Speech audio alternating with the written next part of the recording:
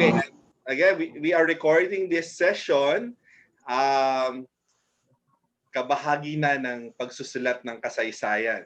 So bahagi kayo ng kasaysayan na nagaganap ngayon. No? So, at saka baka may ibang hindi makasali ngayon at gusto nilang mapanood yung ating talakayan. So, I hope that's okay with everyone. No? Alright, so may mga 17 messages pang dumating sa chat box. Yeah, sino to? Oh, ito. Interesting. Plant Genetic Resource Laboratory from IPB. Institute of Plant Biology ba ito? From UPLB. Si Visitacion Huelga.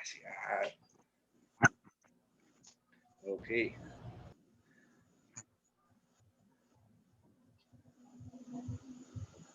Sige. So, 2 minutes. Parang sa class naman, di ba, we give enough time for our classmates, no?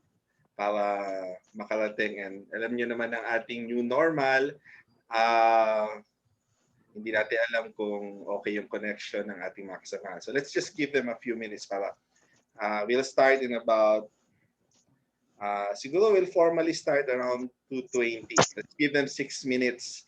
In the meantime, si Ate Pia, isa kasamahan natin sa FPE, will be showing some videos so that you get to know the foundation for the Philippine environment a little better. Although mamaya meron din kami formal na pagpapakilala. And shout out lang, may nakita akong isa sa mga katrabaho ko noong mga early 2000s, Sister Susan Bolanyo. Maayong hapon. Nice to see you again. Marami pa sigurong iba na nandito pero oh my gosh, I think this is the biggest number of screens that I've experienced you know, participating and joining Zoom meetings and events. 9 screens na po tayo mga kasamahan. Okay, so Ate Pia, over to you for some of our FPE informative videos. Our country is thriving with life. It is one of the most mega-diverse countries on Earth, home to rich ecosystems. 52,177 recorded species, at least 737 of which are threatened with extinction, and roughly 40% of which are endemic, meaning you'll never find them anywhere else in the world except in the Philippines.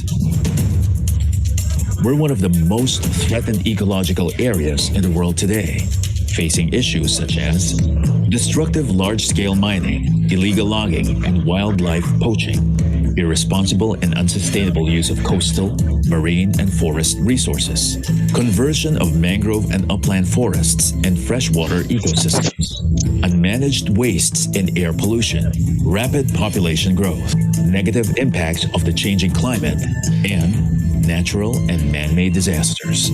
This is bad news for our unique and diverse plants and animals. They are losing their homes and their food sources. Their numbers are dwindling, and worse, species are being driven to extinction. But we aren't just hurting our wildlife and biodiversity. Entire communities depend on these ecosystems for food, water, air, medicine, and shelter. Exhausting our natural resources and polluting our forests and seas will mean disaster for us.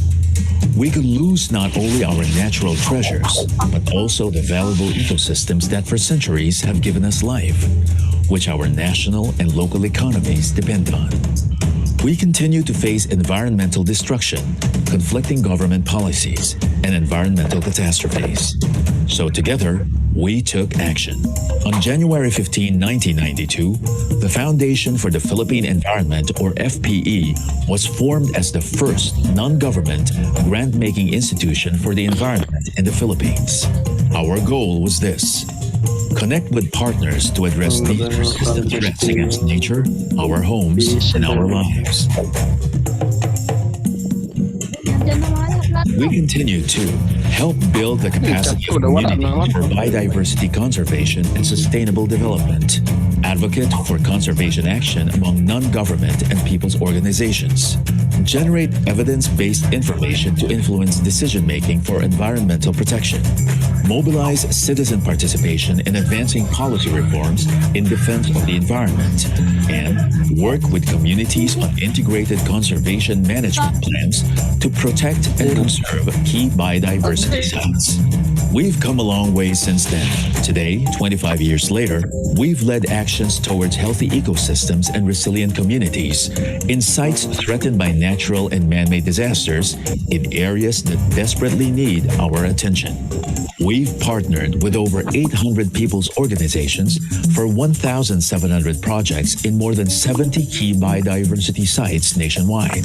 From the initial 569 million peso endowment in 1992, FPE fund valuation and utilization has cumulatively reached 2 billion pesos in 2016, demonstrating strong fund stewardship and enabling FPE to provide financial and technical support to community-based groups. And when natural disasters strike, we rise to the call. When Super Typhoon Yolanda hit us in 2013, countless marine habitats, coral reefs, and entire communities were wiped out.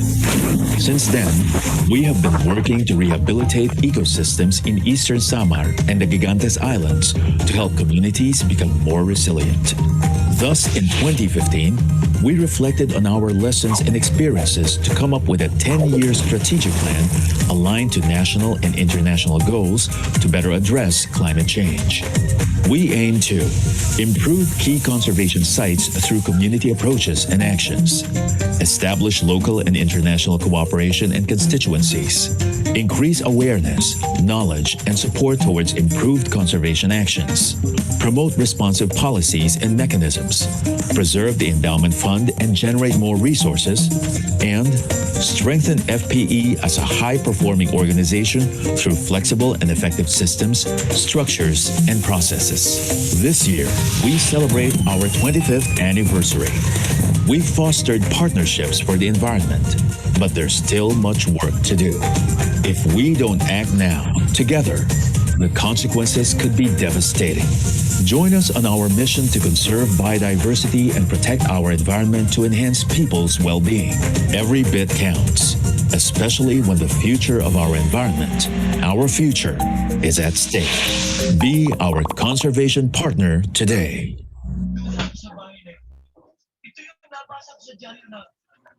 Okay, magandang hapon, maayong hapon, maupay nga kulop. We will now start our webinar, no? And I'll turn over the floor first to our team for our preliminary activities. So again, welcome, and we'll start now.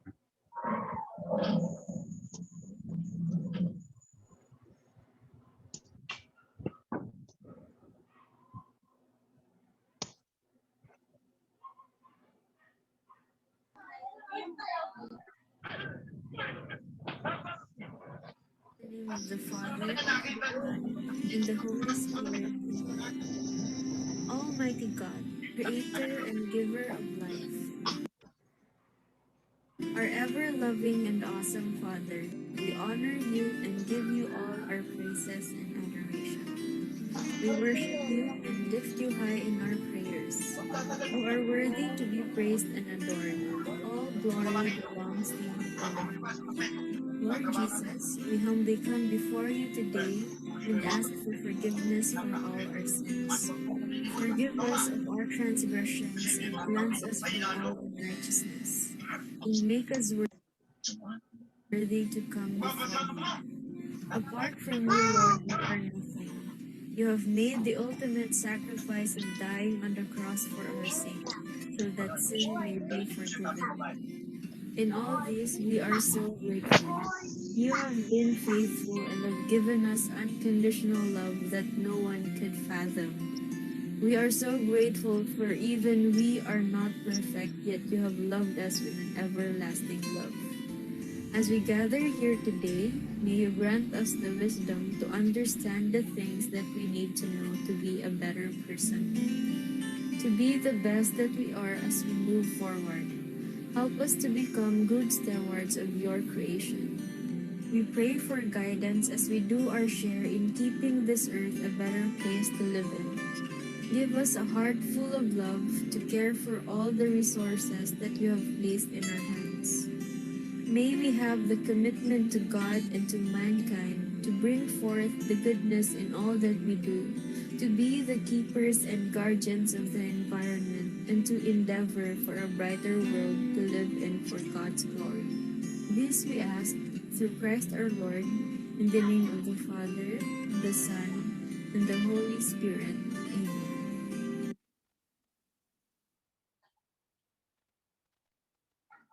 Atin pong ilagay ang ating kanang kamay sa kaliwang dibdib at sabay-sabay nating awitin ang pambansang awit ng Pilipinas. Handa, awit.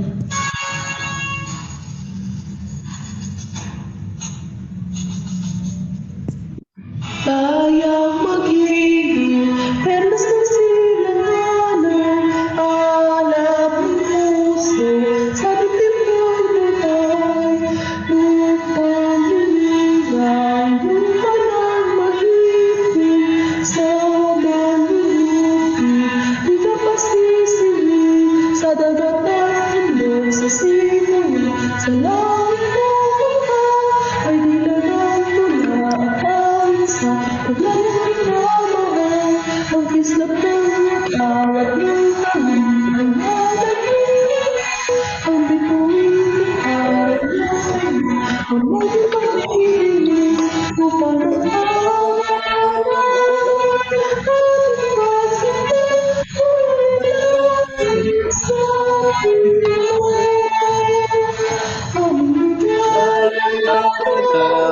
Ang pag nagagawin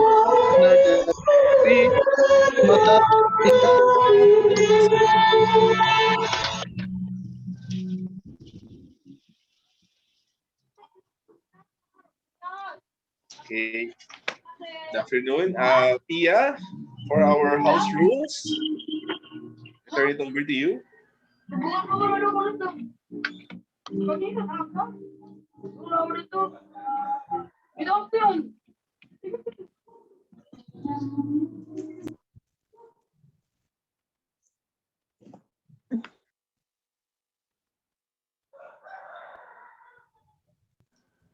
Okay, so first of all, this is going to be an amazing webinar because all of you are here, and we are part of history or her story.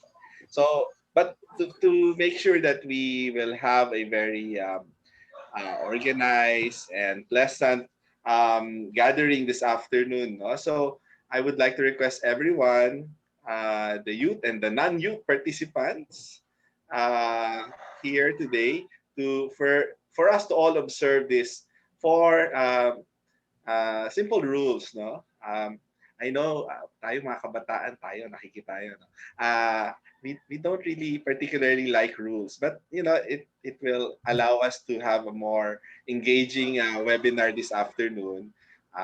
So first, we will have an opportunity to talk to each other mamaya. So in the meantime, I would kindly and humbly request everyone to mute your microphone until prompted to speak. No? So for the interest of everyone, no, we will apologies, but we have assigned people from our secretariat who are tasked to do the unpopular thing, to mute participants if necessary, no, just to make sure na we don't capture some ambient noise kasi sayang baka yung iba mahina yung audio, so hindi nila masyado marinig, no, so para hindi masapawan ng ibang sounds or ibang noise, no, and we can all focus on listening to each other, no? And then number two, I'm sure you will have a lot of questions, and would like to pose some questions later for our resource persons or for each one of us. So we will use the chat box later for comments and questions. We have assigned people to capture the questions. We have a separate tabulate listing of the questions, so we will make sure na given the limited amount of time that we would be able to answer most, if not all. Um, so only participants who participated in the polls will be given certificates, including the including the uh, post-webinar evaluation survey.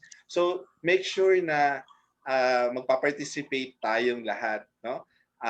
Para mabigyan namin kayo ng certificates. We would love to give you the certificates of participation for today's webinar. Number four, and lastly, as I mentioned earlier, um, if you are representing your organization or your school, may we please ask you to put the name of your school or your organization together with your name doon sa, and you can do that by clicking the go to the participants click the participant button and then hanapin niyo yung name nyo. Normally, kayo, yung name nyo yung nasa pinakataas. And then just click, you will see more. So merong mute and then more. Pag click nyo yung more, may nakalagay doon rename. O kaya edit yung profile picture. Baka may mas maganda na kayong picture ngayon. So pwede nyo rin palitan. But importante sa amin today yung name. Ilagay nyo yung organization nyo and yung sariling pangalan. Okay, I guess with that, we are all set to go. And I would now like to call on our chair and Chief Executive Officer of the Foundation for the Philippine Environment, Dr. Nina Engel. Maayong hapon sa tanan. Thank you so much, Jerome, for our indefatigable, our very young FPE secretary who is serving as our facilitator and host. And I want to welcome all of you, the young and the not so young. FPE is no longer a young organization. Actually, we are already in our 29th. We already just celebrated our 29th anniversary last month. And so we are now in our 30th year, our Pearl year. So last month, our webinar was led by someone who has 40 years of experience working for the Philippine environment. But this month, February, the month of love, we want to hear from the young. We want to hear about your love for the environment, because you are also pearls in our efforts to preserve the Philippine environment. So I think back as to my experiences when I was bird watching trips to the beach, trips to Mount Makiling when I was in college taking biology in Manila. At that time, we had not heard of climate change or biodiversity. Those terms were not terms we heard. But for you, I know these terms are so familiar. So you have accelerated this process of getting to know about our natural environment. And so we're so excited to hear what you're doing, what your ideas are, and to partner with you. And we'll hear more about that. But I just want to welcome everyone, the young and the not so young, to our exciting webinar this afternoon, and to the Foundation for the Philippine Environment and its programs to partner with the youth. Thank you. Thank you for being with us.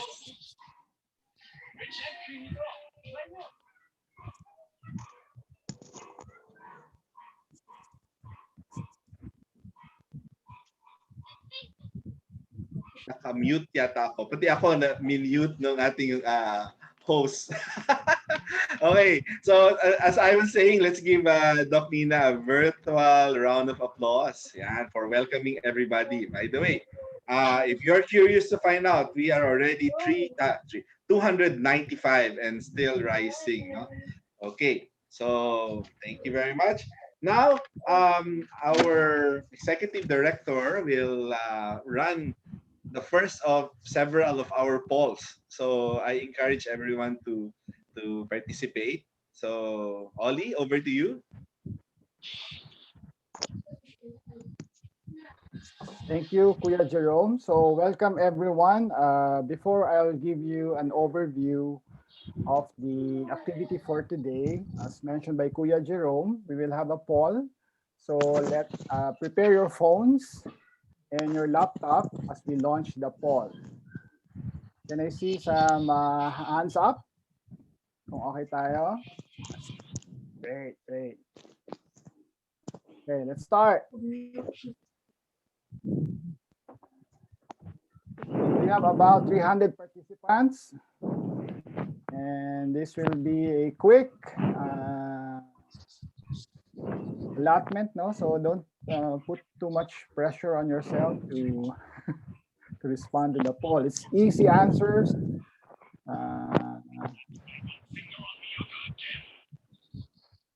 Okay, we have 4. Keep them going. 9.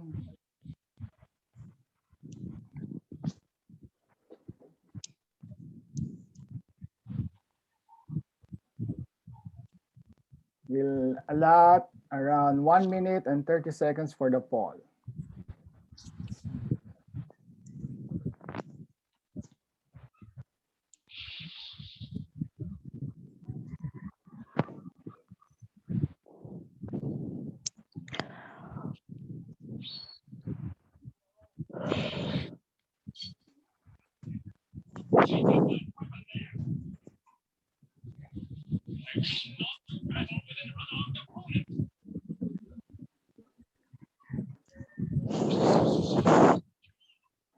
Last 15 seconds.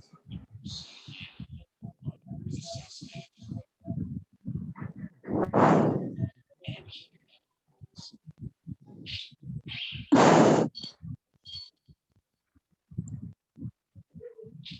1 minute and 30 seconds.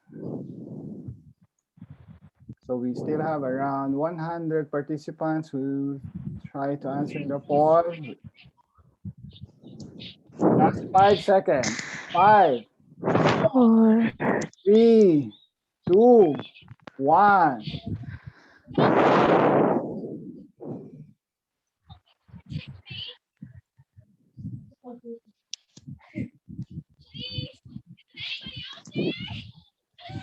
So we will generate the result. Kuya Jerome, pwede na? Oo, pwede na. Tingnan. Ayan. Okay, so nakikita niyo lahat yung polls? Okay, so pinakamarami ngayon so far, no, 43% ay galing sa ating Visayas region, no? And then followed by Mindanao and then Luzon. So we have generally a well spread distribution of our participants, no? Okay. And in terms of age group, nako. Laro mamaya. Sakit ulo ko. Sumakit din ang Hirap ulo ko. pakiusapan Kasi nahirapan ako kung saan akong age eh. Yung totoong age ba, biological age ba, o yung ating pakiramdam natin. So, dun tayo sa totoo. No? So, I'm happy that our age group today is yung pinaka-dominant natin ay from 20 to 24 years old, 63%. And then, meron tayong below 16. May 1% tayong below 16. So, may mga very young tayo. No? Tapos, followed by 17 to 19. And then 25 to 35 years old. And we're happy na minority kami ngayon. Yung mga, sige, aamin na ako. Dito ako sumagot, 36 years old and above. Ayan. And then, In terms of organization, yeah, many of you, 63% said we are, I don't know, we are school-based, and then followed by yung community-based organizations. We also have faith-based organization, and then affiliated with national groups, and then yung others. So I guess itong others, yung mga kasamahan natin na from the NGOs or mga organizations supporting youth. Merong mga individuals, so they're not necessarily part of a youth or organization or any groups for that matter. No? Okay, and then yung involvement, so may nagsabing na nakapag-implement na sila ng environment-related projects. May iba ongoing, and then marami 34% said nag-participate na sila in environment-related projects, initiatives, or activities. Meron namang a little over 1/4 of our participants wala pang experience in implementing environment-related projects. Okay. And then last question, no? Nakapag-manage na ba kayo ng pondo para sa pag-implement ng environment-related projects? So, kalahati, a little over half, no? 51% said yes. And then yung 49% no. Okay. So, that is our landscape this afternoon. And now, I would like to turn over again the microphone and the screen to Mr. Oliver Agoncillo, our executive director of the Foundation for the Philippine Environment, for his overview of our event today. Sige. Thank you, Kuya Jerome. I would like to ask Joanne to flash the PowerPoint. Kasi nung sinubukan ko, medyo hindi gumagana. Yan. Full screen, please. Nag-iba yung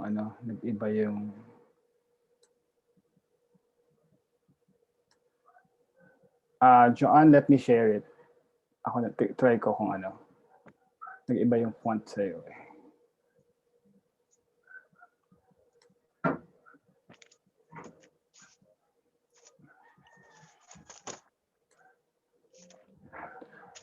Can you see the slide? Yes. Okay. Yes, sir. Yes, sir. Okay, mukhang energetic tayong lahat. So, yes, sige. Mutan muna tayo habang ako muna magsasalita, mga kagaya kong youth. Magandang hapon, maayong hapon, good afternoon to all of you. Belated Happy Valentine's. And we are still celebrating our FEB-ibig month. No? So we're in a FEB-ibig mode. Alam niyo naman tayo, habang bumabata, nai-in-love. So welcome to the Foundation for the Philippine Environment. As mentioned by our chair, si Doc Nina or si Ate Nina. We are in our parallel anniversary, and we would like to focus for this particular activity to focus on all of you, no, the Filipino youth, and your invaluable role in conserving biodiversity and to address climate change. And yes, we are in a critical period, as we know, and some of you and many of you have been responding to this crisis.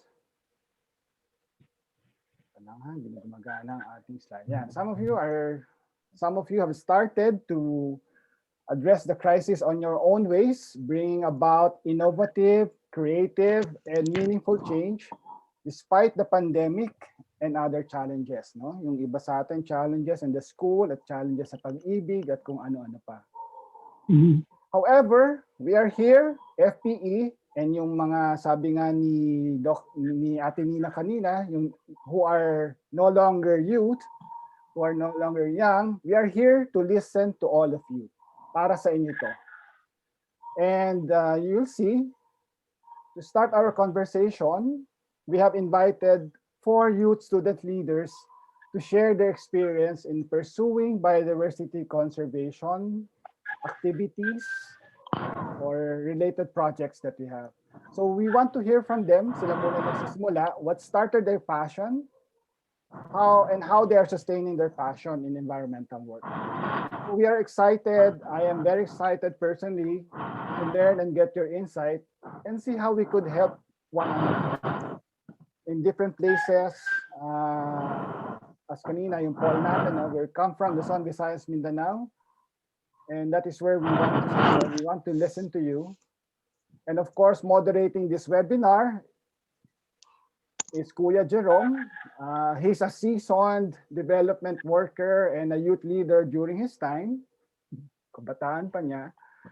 And sa latter part ng ating program, we will have a next steps. No? Titingnan natin what will happen after this webinar. And we're hoping that whatever I will share later will get you excited.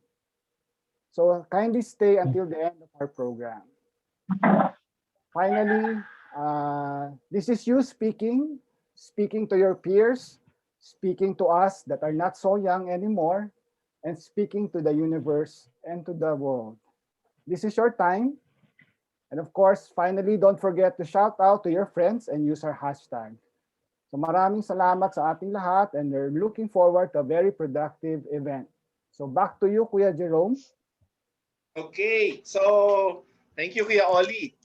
At this stage, we would like to request everyone to open their cameras. We will take our,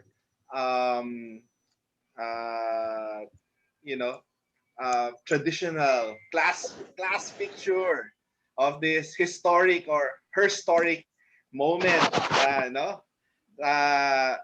338 so far, no? Really beyond what we have expected. Gawin natin ganito, no? Kasi I heard there are still some youth and students who are trying to get in, no? So susundan lang natin yung program. We will still take a group photo at this stage. And then huwag kayong aalis. Kasi mamaya, before tayo maghiwa-hiwalay, another one kasi baka may mga humabol, no? Baka hindi lang makakonect pa sa ngayon. So, okay. Open na ang cameras. Medyo challenge ito kasi you have to hold your smile for several minutes. Kasi 14 screens tayo and you don't know kung nasaan kayo, kung nasa first, second, third, or fourth, or 14th. So, you have to keep smiling. Ganito ang gagawin ng ating staff. Every time magte-take ng picture, they will say, ready, 1, 2, 3. Next page. So 14 pages ito. Para medyo in between, makapahinga yung ating nakakangalay yung ngumiti ng mga 5 minutes or so. No? So, Kuya Oli, sino ang magte-take ng picture? Meron na? Are we ready to take pictures? Si Ate Pia, saka si Ate Shing. Okay. Una lang po. Ready. Okay, so start na ng time. Okay, ready? 1, 2, and go. Take pictures. Wala bang background music, Pia? Ang tagal nito. Okay. Pero the screen keeps changing. So Yes. Yan si Ate Pia yan. Nakikita niya si Ate Pia. Walang take to.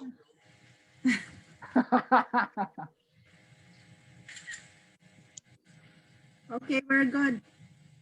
Ching? Okay na? Yep, I think we're good. Alright. So mamaya abangan nyo. Tapos magtatag na lang.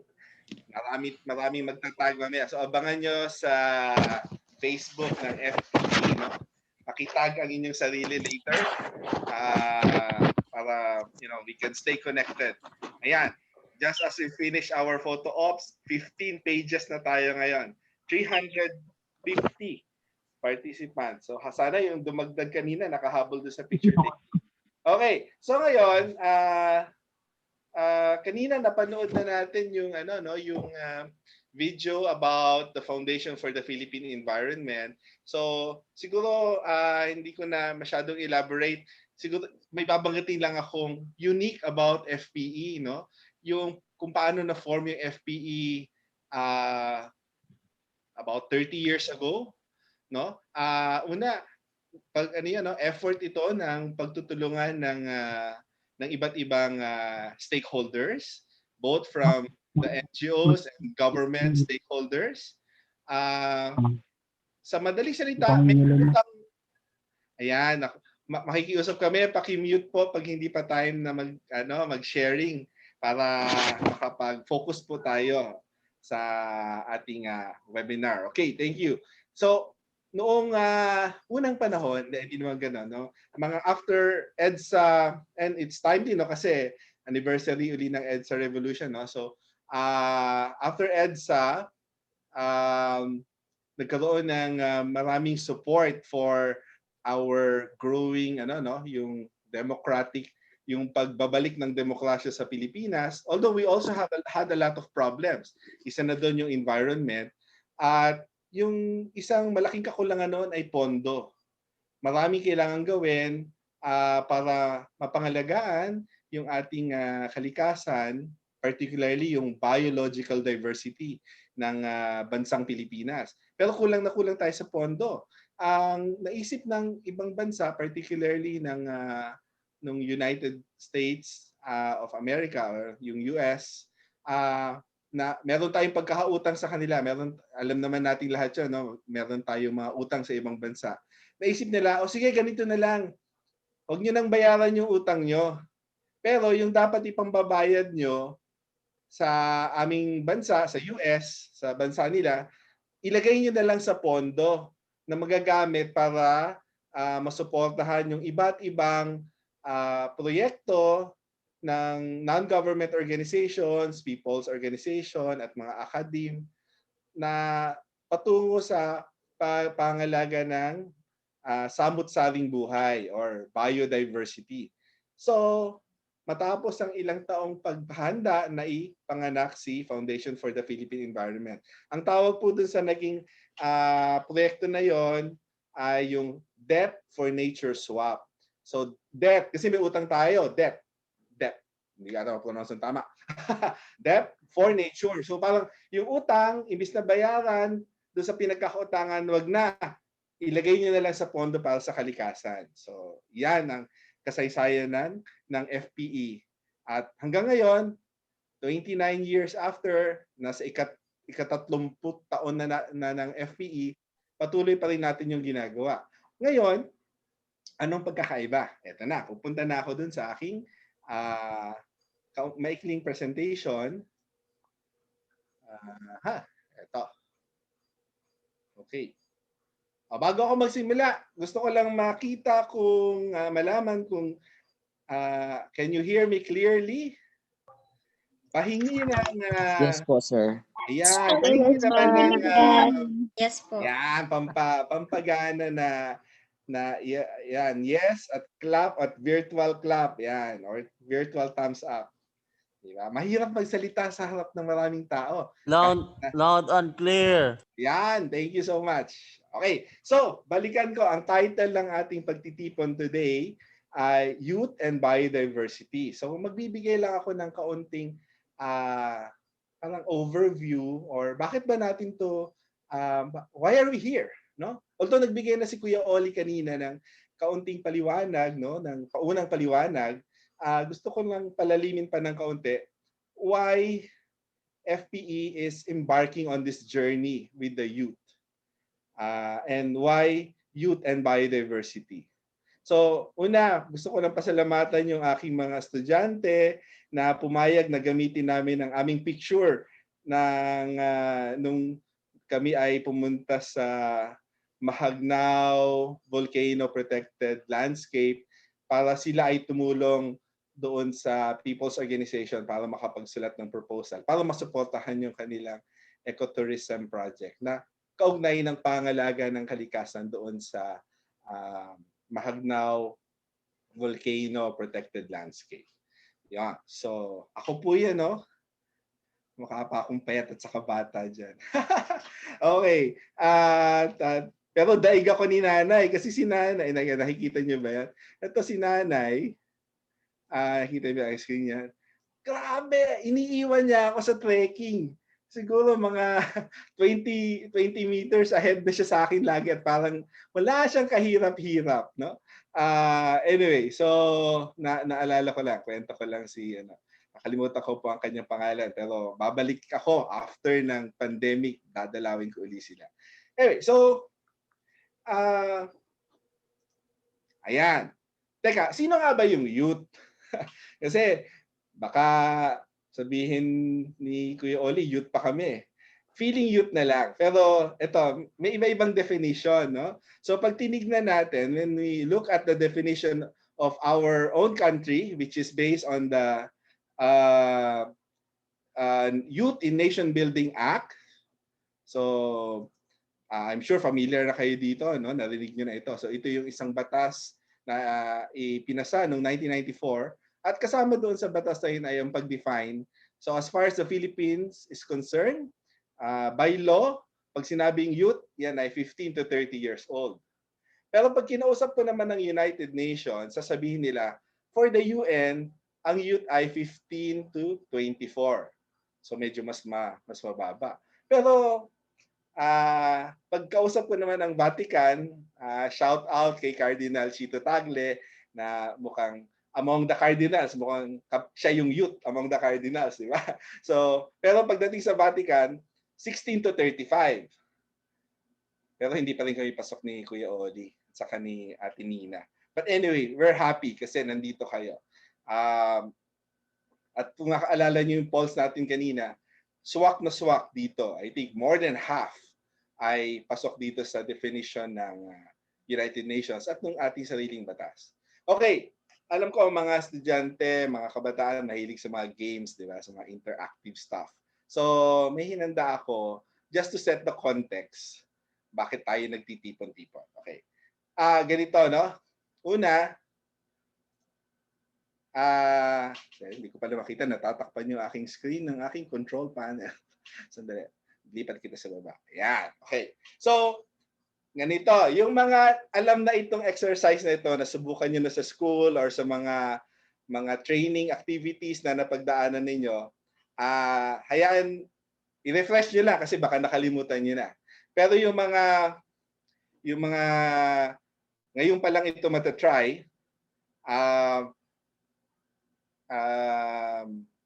I think may tinabing konting para lang just for the fun of our activities ay may tinabi kaming pang-premyo. So yung makakasagot ng tama dito, pipili kami by random do sa mga makakapag-submit ng tamang sagot ng surprise na gift. Kung walang pang-gift si Ate Joanne, so ako nang bahalang sumagot do sa gift. Token lang naman. Hindi naman masyadong kamahalan. So baka malay nyo, kayong makakuha nitong tikog na, made of tikog na passport holder. Ay, may sumasagot na. Hindi nyo dito sasagutin. Okay, connect the 9 dots with 4 straight lines without raising your pen. Yan yung rules. Okay, so sagutin yan. Bigyan ko lang kayo ng 1 minute. Tapos, yung sagot nyo, isasubmit nyo dito sa, itatype ko sa chat box, doon sa Facebook page ng FPE, ilalagay sa chat box. Ilagay nyo doon, kunan nyo ng picture yung nagawa nyong sagot at doon nyo i-post. Tapos doon kami pipili later kung sino yung mas welting makakakuha ng surprise gift. Isa lang ha kasi alam mo, pandemic, medyo mahirap kumita. So, ito, sa chat box, ito type ko. Dito nyo i-post. Ba't ayaw lumabas sa aking chat box? Sandali. Ayaw magpakita ng aking chat box. Ayun. So, dito sa page na ito, dyan nyo ilagay yung inyong sagot. At, ayan, marami nang nag-attempt. Okay, so, magpapatugtog lang ako. Bigyan ko lang kayo ng 1 minute para magbigay ng sagot. So 4 straight lines. Connect the 9 dots without raising your pen. Sa mukha ko sa Dani. Na-deprime nyo daw.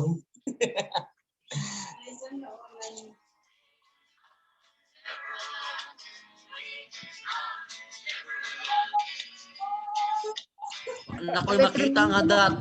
Anay dat diha. Ayo. So, ganito na lang. Hindi ko muna sasabihin yung sagot. Mamaya na lang sa dulo. Teka. Ganito. I-stop ko muna para hindi ko muna sabihin yung sagot. Okay.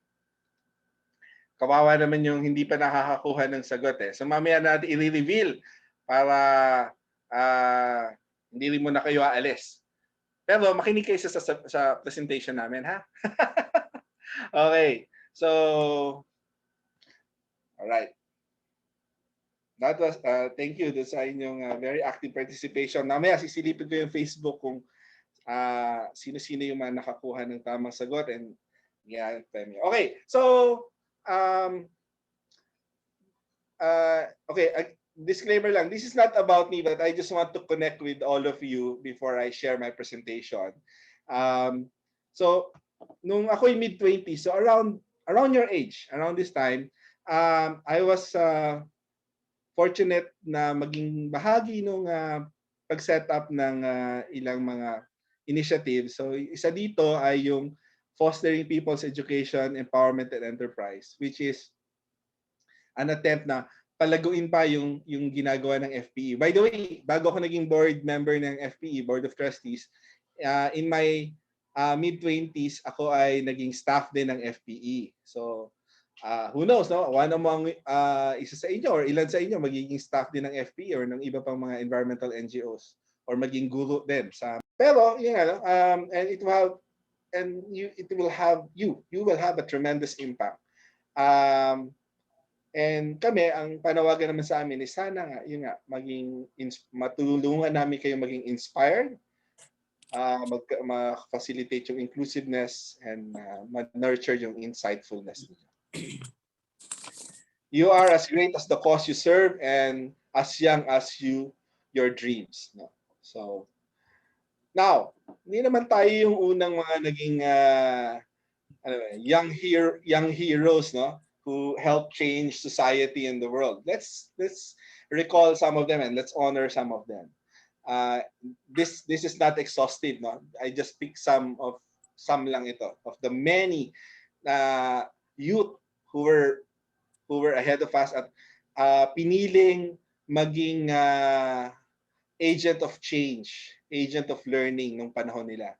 Unahin ko to, na aking number 1 na idol, si Gat Andres Bonifacio. So, nakita ko to sa web, yung mga pictures na ito, di ba?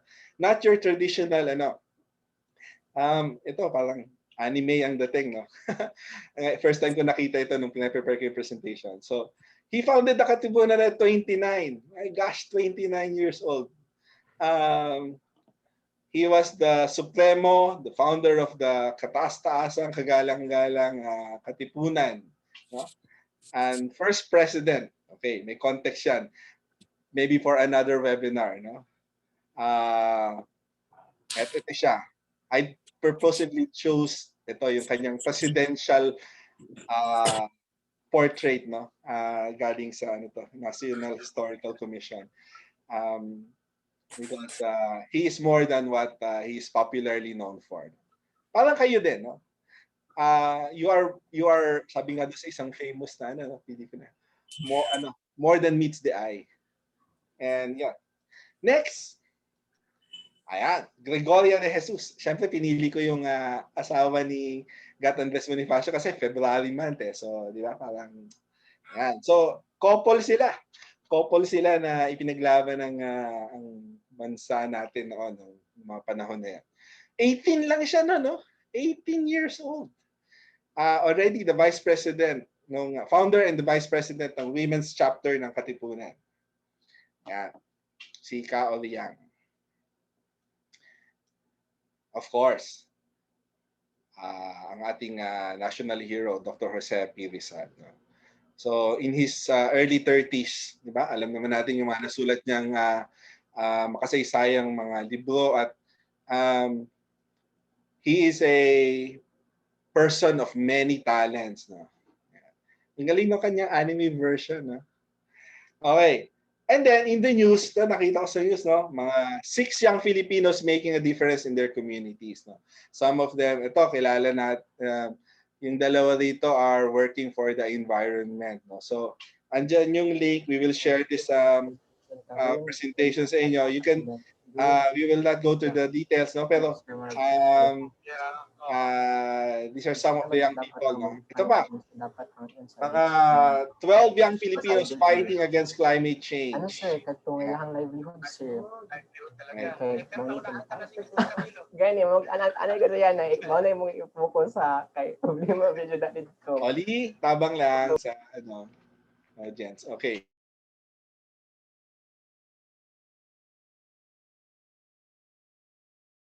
Okay, of course, no? Can we hear pwede bang mag thumbs up o mag heart? Meron ba tayong mga IP young leaders here with us today? Ayun. Yan. So, mga kasama natin na IP youth. Maraming salamat nandito kayo. Okay. Alright. So, mahalaga yan, no? Mamaya, papaliwanag pa ni Kuya Oli yung ating partnership with IPs, IP communities and IP organizations. And then, yan. Mahalaga ang science, mahalaga ang research for us to be able to solve many of our challenges confronting us, including biodiversity loss and the climate crisis. We need science. So, I'm sure marami dito sa ating participants are part of some of them are young, some of you are young scientists.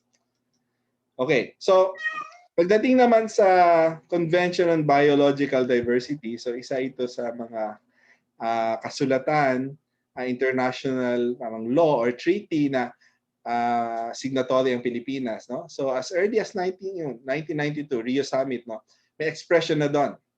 Sinabi doon, it is imperative that youth from all parts of the world participate actively. So we're happy that you're here.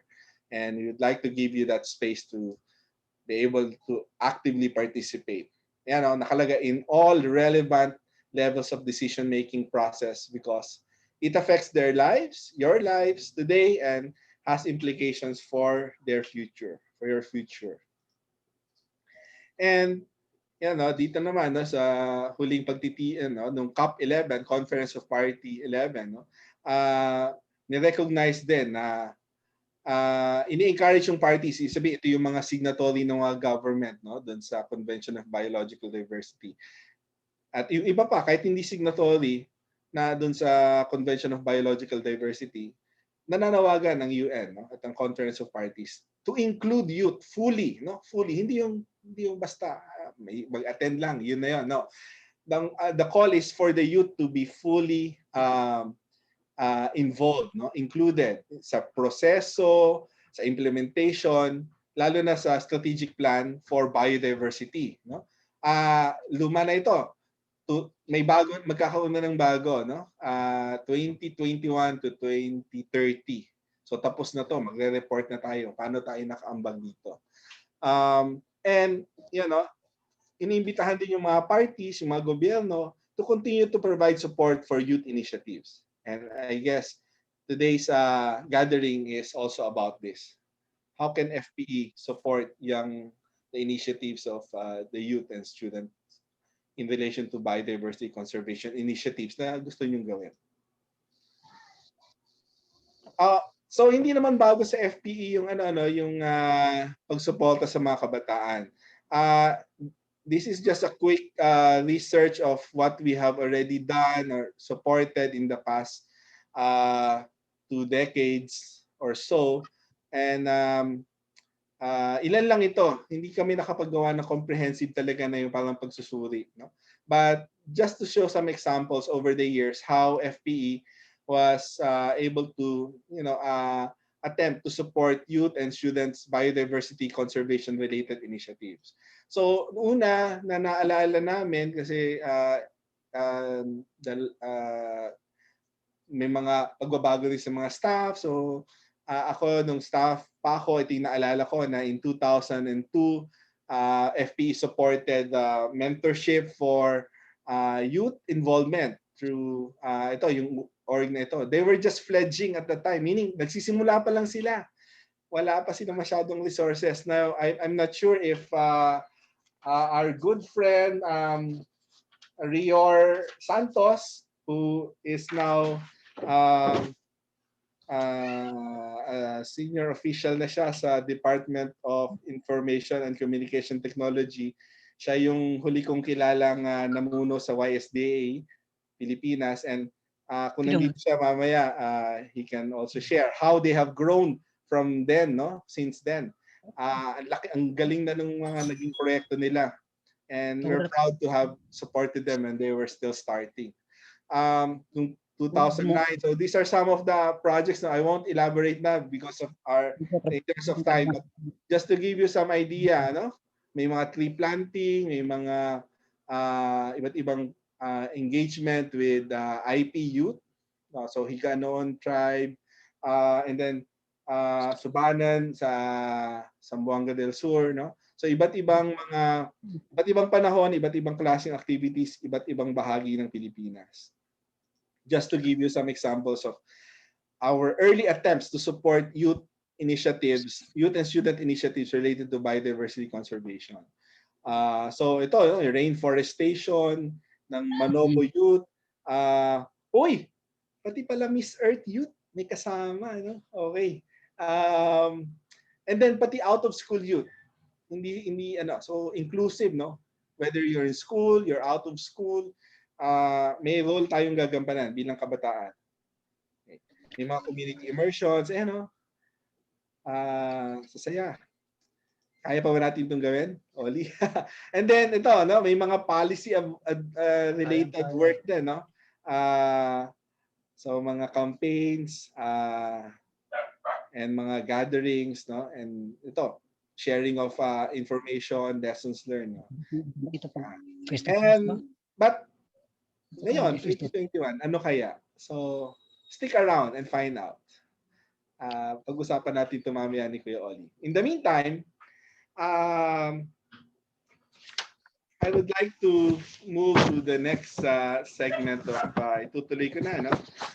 We have invited 4 young environmental organizations, youth environmental organizations, their representatives to share with us, no? Magkwentuhan lang tayo ng kaunti kung ano ang mga experiences. And okay, mag-alala, meron tayong gagawin. We would give opportunity to everyone to be able to also share, no, your stories. So pero para lang may appetizer tayo, may magsisimula ng discussion. We have invited 4 young youth, so yung una ay si Ate Pia, are you ready? Yan, okay. So una ay si Miss Vanessa Therese Garcia, President ng Miriam Environmental Planning Organization ng Miriam College. And then si Mr. Clarence Gio Almoite, siya yung project coordinator ng Seed for Com. And then si Gab, sino yung susunod natin, Pia? Yan, si Mr. Louis J. Estrella, organizer and facilitator Youth for Peace Movement from Agusan del Sur, from the Youth for Peace Movement from Agusan. And then last, unfortunately, no, mukhang active ating mga kabataan, may kasabay daw na webinar at resource person din siya doon. So, pero meron siyang iniwan na kwento, yung kanyang kwento, ipapalabas natin mamaya, si Mr. Gab Mejia. So, without further ado, let me call yung ating yung 3 na nandito ngayon for short palakayan, kwentuhan. And then, yeah, so let's start. Okay, Oli, pwede naman mag-start? Okay na? Okay, so mahirap silang hanapin, ano? Sige, andito na, nakikita ko si Van, si Gio. Gio is somewhere here. Okay. Okay, so Van, Gio, and Louie. Um, una kong tanong, well, hindi tanong pala, no? So, can you please briefly introduce yourself, your organization, at give us a little background kung ano yung mga projects and initiatives na ginawa nyo or ginagawa ninyo related to biodiversity conservation. So, start tayo kay Vanessa. So, hello po. Good afternoon. I am Vanessa Garcia, a student of Miriam College and also currently the president of Miriam Environmental Planning Organization, also known as MEPORG. Unang-una, gusto ko lang magsabi ng maraming salamat para sa pag-imbita sa akin ngayon. So, MEPORG is a youth-led nonprofit organization that aspires towards sustainability.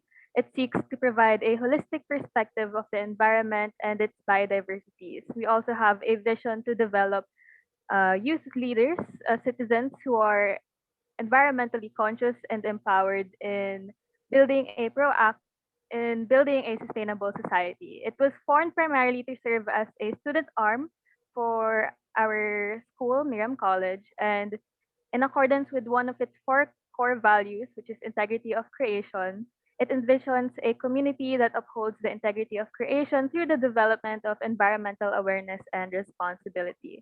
So, to achieve our visions and aspirations, our organization has conducted several projects and initiatives over the past years and currently as right now as well. So 2 years ago, we conducted a project alongside with one of our main partnerships, Environmental Studies Institute, also known as ESI. We started a fundraising campaign to refor to which aims to plant trees on the 100 hectares of land on the peak of the Laibang Mountains. So it's a reforestation of Sierra Madre, specifically in the Kaliwa watershed in Barangay Laiban, Tanay Rizal. So it aims to protect watersheds, build habitats for endangered species, address climate-related problems, and protect the affected communities, particularly the indigenous communities and their ancestral lands. So this campaign was supposed to take 3 years, so dapat ongoing pa rin siya ngayon. Pero yung nga po dahil sa pandemya ngayon, ito ay na-postpone at napatigil. Pero sana matuloy din namin to kaagad. And then, since and then in relation din sa Liban community namin, we also conducted a youth eco camp activity wherein we invited them and conducted several immersions, activities, and then they were given the opportunity to converse and meet with other youth environmental leaders as well. So, ayan. And then, since current since currently di kami makagawa ng mga on-site activities face-to-face, so we decided to strengthen our social media platforms by conducting a environmental literacy campaign. So, ayan, we have a post series regarding zero waste currently, even though hindi siya directly connected or hindi niya directly dinidiscuss ang biodiversity conservation. Pero ang environment, alam natin na lahat naman connected at ang waste natin napupunta din sa mga habitats ng species, rich biodiversities natin, like from the seas, forest, at yung waste natin nasisira at na-affect ang mga buhay ng mga ating species. Kaya ayan. And then, ayan yung picture, yung may mga taga-Laiban community namin, yan yung nangyari sa youth eco camp namin ngayon. So, yeah. Thank you, Van. Okay, let me now call on ay, di pa yun na ay tama pala, meron pa pala. Ay. Sorry. Go ahead. Sorry. Yeah, alam po. So yun then yung picture din po yan is from the Youth Eco Camp. And then yung Grow a Tree, yun din po yung fundraising campaign po namin on the rehabilitation of Sierra Madre. Yan po. Nice. Oh, I missed this place. This is the Environmental Studies Institute. No? By the way, I'm taking up my PhD there, so it's a, it's a very cool school to learn more about the environment. All right, I'll call on Louis next to share his, introduce his organization and share more about the projects and the initiatives that they are pursuing related to biodiversity. Louis? Okay, so Kuya Jerome, yes, parang na-disconnect ba si Louis? well, check natin kasi parang preferred niya yata yung kanyang video. Okay, sige, sige. Sige. Check natin kay Louis. Louis, anong comfort level mo? Your video? Hello po. Yes. Can we do it yung sinend ko po na video because mahangin po kasi dito sa amin because may bagyong O-ring. Sige po. Sige. Oo nga. Ingat tayo dyan. Sana you're safe. Okay. So, Ate Pia? Madiyaw na adlaw kanaton tanan. I am Louis J. Duralba from Agusan del Sur State College of Agriculture and Technology, where the water flows from Mindanao. I am a liberal arts education student, a student leader since elementary up until today. I started becoming an environmentalist and nature lover by engaging myself in various endeavors, programs, and activities for youth and children, and also enticed me when I started to go outdoor activities such as river trekking, mountaineering, and caving. For the past 5 years, we did a lot such as campus education and awareness on ecological solid waste management, empowering students and young leaders to become responsible in their own little ways. Second, educating young children to become resilient in times of disaster and calamity. We also train them in emergency response and first aid training. Also, educating the youth in our municipality to become a tree hugger and environmentalist, in which we conducted various activities, seminars, and trainings as follows. Responsible mountaineering, educating them on the outdoor ethics, and also empowering them to become one of the facilitator, advocate, and speaker for climate change, solid waste management, and biodiversity in our localities. We conducted tree growing project and river cleanup in our municipality, which is one of the municipalities along the Agusan Marsh. Recently, province of Agusan del Sur was hit with devastating flood, which was never experienced by my province in the past years. We are in distress for a time being because the water level is fast growing, no internet connection, and no communication signal, and even electricity. However, my municipality was not highly affected, but other neighboring municipalities such as Rosario, San Francisco, and Prosperidad was highly affected. But we came into action. After a week, we organized a tree growing project in the municipality of San Francisco in Mount Matiwata, also known as a Lady Mountain, where the locals are in distress. Aside from helping them in basic necessity, we conducted tree growing project that helps restore the affected areas in Mount Matiwata.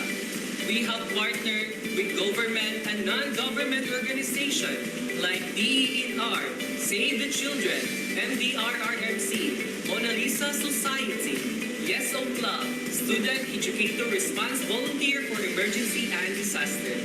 We were able to uplift the spirit of volunteerism for our youth, empowering them to become resilient, proactive, and becoming environmentalists and advocate for biodiversity and wildlife in our school and community.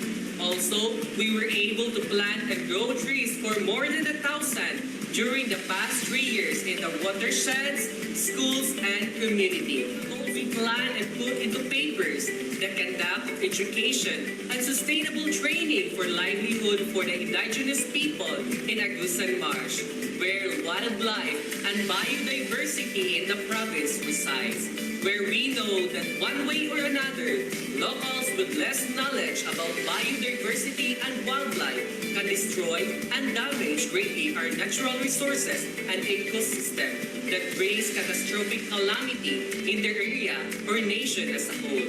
Thus, we are eager to connect with national and non-government organizations to help us realize this endeavor that will benefit our indigenous people, our youth, children, our nature, our nation, and world as a whole.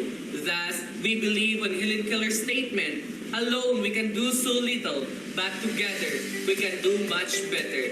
Dalay ko ng Diyos o madayaw na adlaw ka natong tanan. Once again, ladies and gentlemen, I am Louis J. Turalba from Agusan del Sur State College of Agriculture and Technology, Mindanao.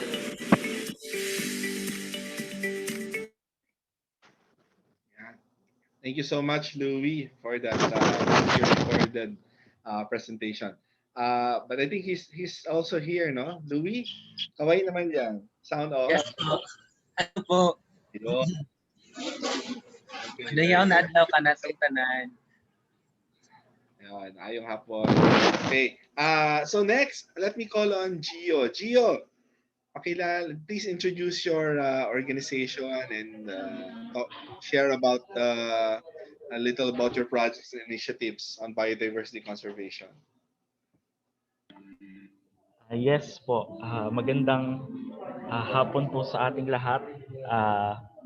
Maayong hapon sa ating mga nanonood dito sa mga viewers natin sa Zoom and sa Facebook. And yun, I am Clarence Gio Almoite. So ako ay tubong Metro Manila.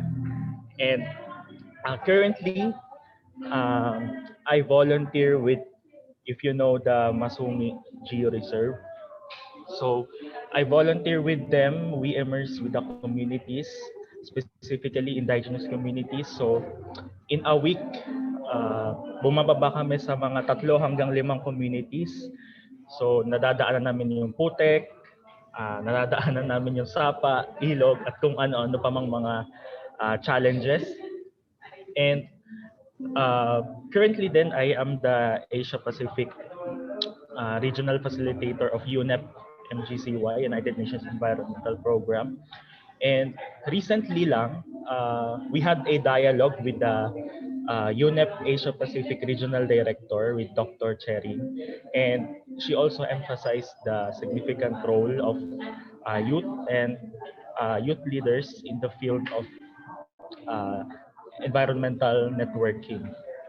And after that, we are looking forward to activate the Asia Pacific youth, no, not just the Filipino youth. And locally, I am working on an organization, Sustainable Energy and Enterprise Development for Communities, or SAID4COM, and we have a strong partnership with the local government units, specifically in Cebu, and the national government, no, just like the DENR. And recently, if you know the National Cleanup Day, together with the DENR 5 years ago or 6 years ago, 2015, we established the National Cleanup Day Coalition, and it was recognized by the President and Vice President of the Philippines. And it is a year event on coastal cleanup. And in the field of biodiversity conservation, yun nga, in Masumi Geo Reserve, we also partner with various organizations, non-stock, non-profit organizations or fundraisers, and we aim to reforest almost 3,000 hectares of land. And we know that Upper Marikina watershed is at stake, at risk, because of several quarrying activities. And we saw the effect last Typhoon Ulysses, no, the effect of it from Marikina up to the other areas of Metro Manila. And yeah, lastly, I'm also a climate reality leader, and we aim to voice out the reality of the climate crisis that we are currently experiencing right now. Okay, thank you very much, Gio. No? So, my next question is, so what motivated you to this question is for the three of you, no? What motivated you and your group to pursue this biodiversity conservation related initiatives? So maybe we can start. So who wants to start? Yeah, I see Louis is already unmuted. Okay, so Louis. All right. So what motivates me and my organization to do a biodiversity conversion is that we see here in Agusan del Sur where wildlife and biodiversity is vast. We experience and even benefited the richness of our natural resources. And we came into realize that as a youth, we need to preserve this natural resources that we have experienced right now because for the future or for our next generation, they would also be experienced the same and could see how beautiful Agusan del Sur and Agusan Marsh is above all the wonders of the Philippines. That's why from the Agusan del Sur, we motivate ourselves and also inspire other youth to do the same because not just the adults can do the action, but also the youth to move and have the passion to advocate for changes at the same time for becoming an environmentalist and catalyst for change. So it also our happiness for the youth to serve not just ourselves and for the community, but for the environment. So that's how we are motivating ourselves and our co-youth here in Agusan del Sur. So how about you, Van? What motivates MEP.org to pursue this biodiversity conservation related projects? So, for each member, we all have different means of joining our organization, and we all have different experiences as to why we decided to join our organization. But we all have a common objective, which is to protect and conserve the environment. Since most of us are based in Manila, we experience uh, several consequences uh, of loss of biodiversity and destructive human activities such as air pollution, poor waste management, and lack of green spaces. So we have come to realize the urgency of saving the environment, conserving biodiversity, addressing climate change, and taking sustainable actions. And it has come to a point where we can no longer wait for others, our government leaders, to do the job in addressing such issues. So we decided to pursue these initiatives ourselves. Thank you, Van. How about you, Gio? What motivated you to, and what's the motivation of our friends in Masungi to pursue this biodiversity conservation related actions?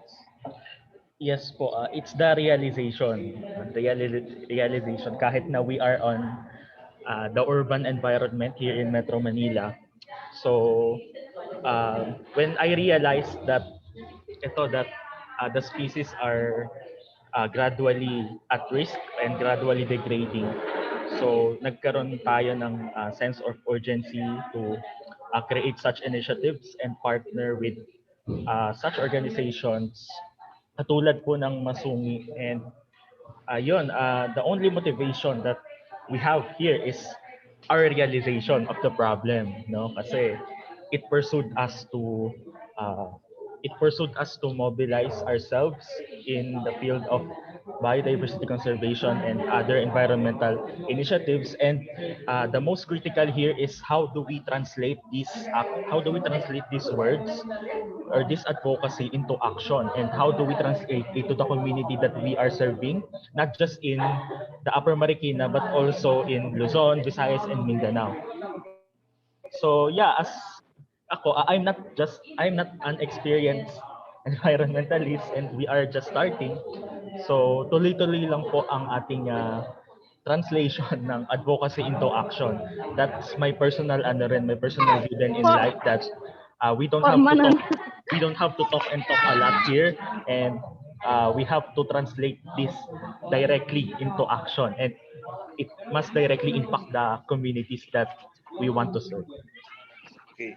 So it's nice to see, na the three of you are at different parang stages of involvement. Some of you are already like uh, deeply immersed already in your progress and projects, and then we have Gio, who probably remember our poll earlier, no? Uh, Kathleen, sorry, I have to call you out. Please mute yourself, please. Thank you. Okay. So, Hi. just like I don't know, in the polls earlier, no, uh, our youth are in different stages of involvement. May mga nagpaplano pa lang. Some are planning their involvements or how they can be involved, what projects they want to pursue. Others are already doing it. So these are all well and good. No? By the way, may I ask our participants to also um, join us in the conversation. No? So, wag kayong ma-confuse the conversation, conservation. No? So, this is like conversation on conservation of biodiversity. Tongue twister, no? So, paano kayo makakasabay sa Yes. kwentuhan? Use the chat box, no? When I ask Vanessa, Louie, and Gio questions, sagot din kayo doon sa chat box, and then I'll pick some of the answers para Alright, maisama doon sa ating discussion. Okay, sir. Okay, thank you. Yan, si June. No? Thank you, June. Okay, so so you can start typing na, no? Your, ano ba yung, what your organizations are doing or what are you doing related to biodiversity conservation, and then what motivated you. Now, next question is, so Louis, Van, and Gio, what's the result so far? What changes have you seen, or what were the fruits of your projects and initiatives? Meron na ba? Can you share some of these early results or early outcomes of your efforts? Maybe we can start with Van this time. Okay, Van, come una. So in relation kanina po dun sa reforestation ng Sierra Madre, since yung nga po na-postpone siya, wala pa kaming tangible goal na achieve. But since we're a school-based community, so a lot of our activities are conducted with our community, within our community. I've seen so far how more people are becoming aware of the situation on climate change and loss of biodiversity, and more people are joining and taking the initiative to share as well the voice of the need to address these environmental issues. So I think yun yung po yung major change na I've seen, which is more people being aware and more people joining in this movement po. Great. Okay. So hopefully, mag-snowball pa yan. Yeah. How about you, Louis? Recently po, our province is hit with the flood. So currently, our municipality is along with those rising flood affected in our province. But since we have such many environmental awareness, tree growing project, our municipality does not highly affected with this flood. But of course, for our youth, we are able to uplift the spirit of volunteerism of our youth, empowering them to become resilient, proactive, and becoming environmentalists in our community. So we are able to empower them by being advocate for biodiversity and wildlife in our school and in our community. And also we are able to grow thousands of trees in our watersheds, in our community, and in our school po. Thank you, Louis. No? I'm happy that you're seeing this, increasing participation of youth in your school and outside. How about you, Gio? You said you're just starting, but maybe there are already some initial milestones that you can share. Yes po. Aside po from Masumi, so we have two Now I have two, the physical and the online. So nung online, last August 2020, after 9 rigorous days, 9 consecutive days of Zoom. So we Wow. just uh, so we just ended the yearly Eco Leaders Bootcamp. So last year it was the first time na it was held online, no? Pero before COVID, we do Eco Leaders Bootcamp physically, like totoong Eco Leaders Bootcamp talaga siya, like may field trip on such protected areas.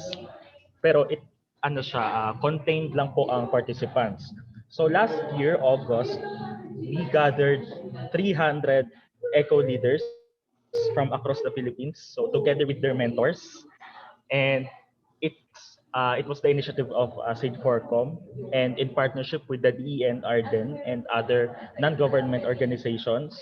And one highlight of that Eco Leaders Bootcamp was biodiversity conservation and integrating biodiversity conservation in community development. So we have set various speakers to inspire our eco leaders on uh, taking small actions related to biodiversity conservations kasi it does not have to be so big or so huge to take action, no? And pangalawa po is yung physical. So we just ended the first two sessions of urban of biodiversity conservation to urban farming.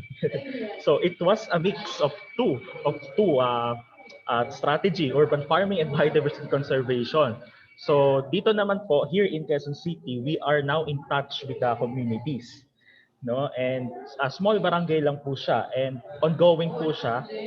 And on that, so physical, online, and then after that we have one result. The it's the community attachment, no? The attachment of us to the community kasi as a person, as a youth na rin, it's very important to get in touch with your community and get involved and engage no matter how small or how big it is. All right.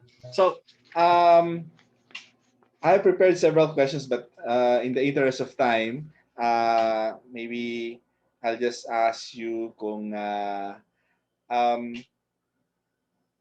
ito siguro important to look into this, no? Phase one. What are the challenges that you have encountered in your pursuit of this biodiversity conservation projects and initiatives?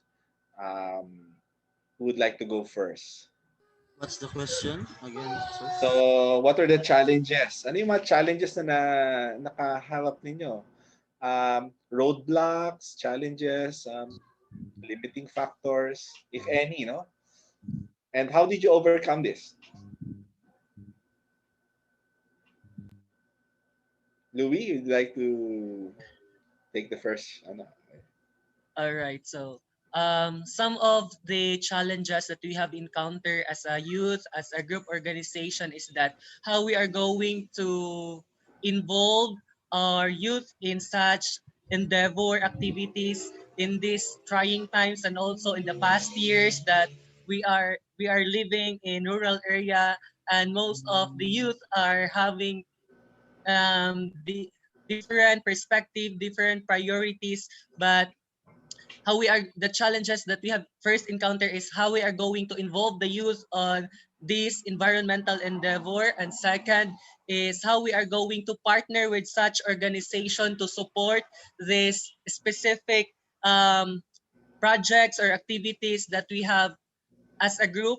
And third is the support for the institution, the municipality, and for the other organizations, because as we all know, funds for the organization is very important for different activities such as environmental activities. For the fund will also need for the organizations and for the activities. So that's the three of the challenges that we have encountered as a youth and as an organization.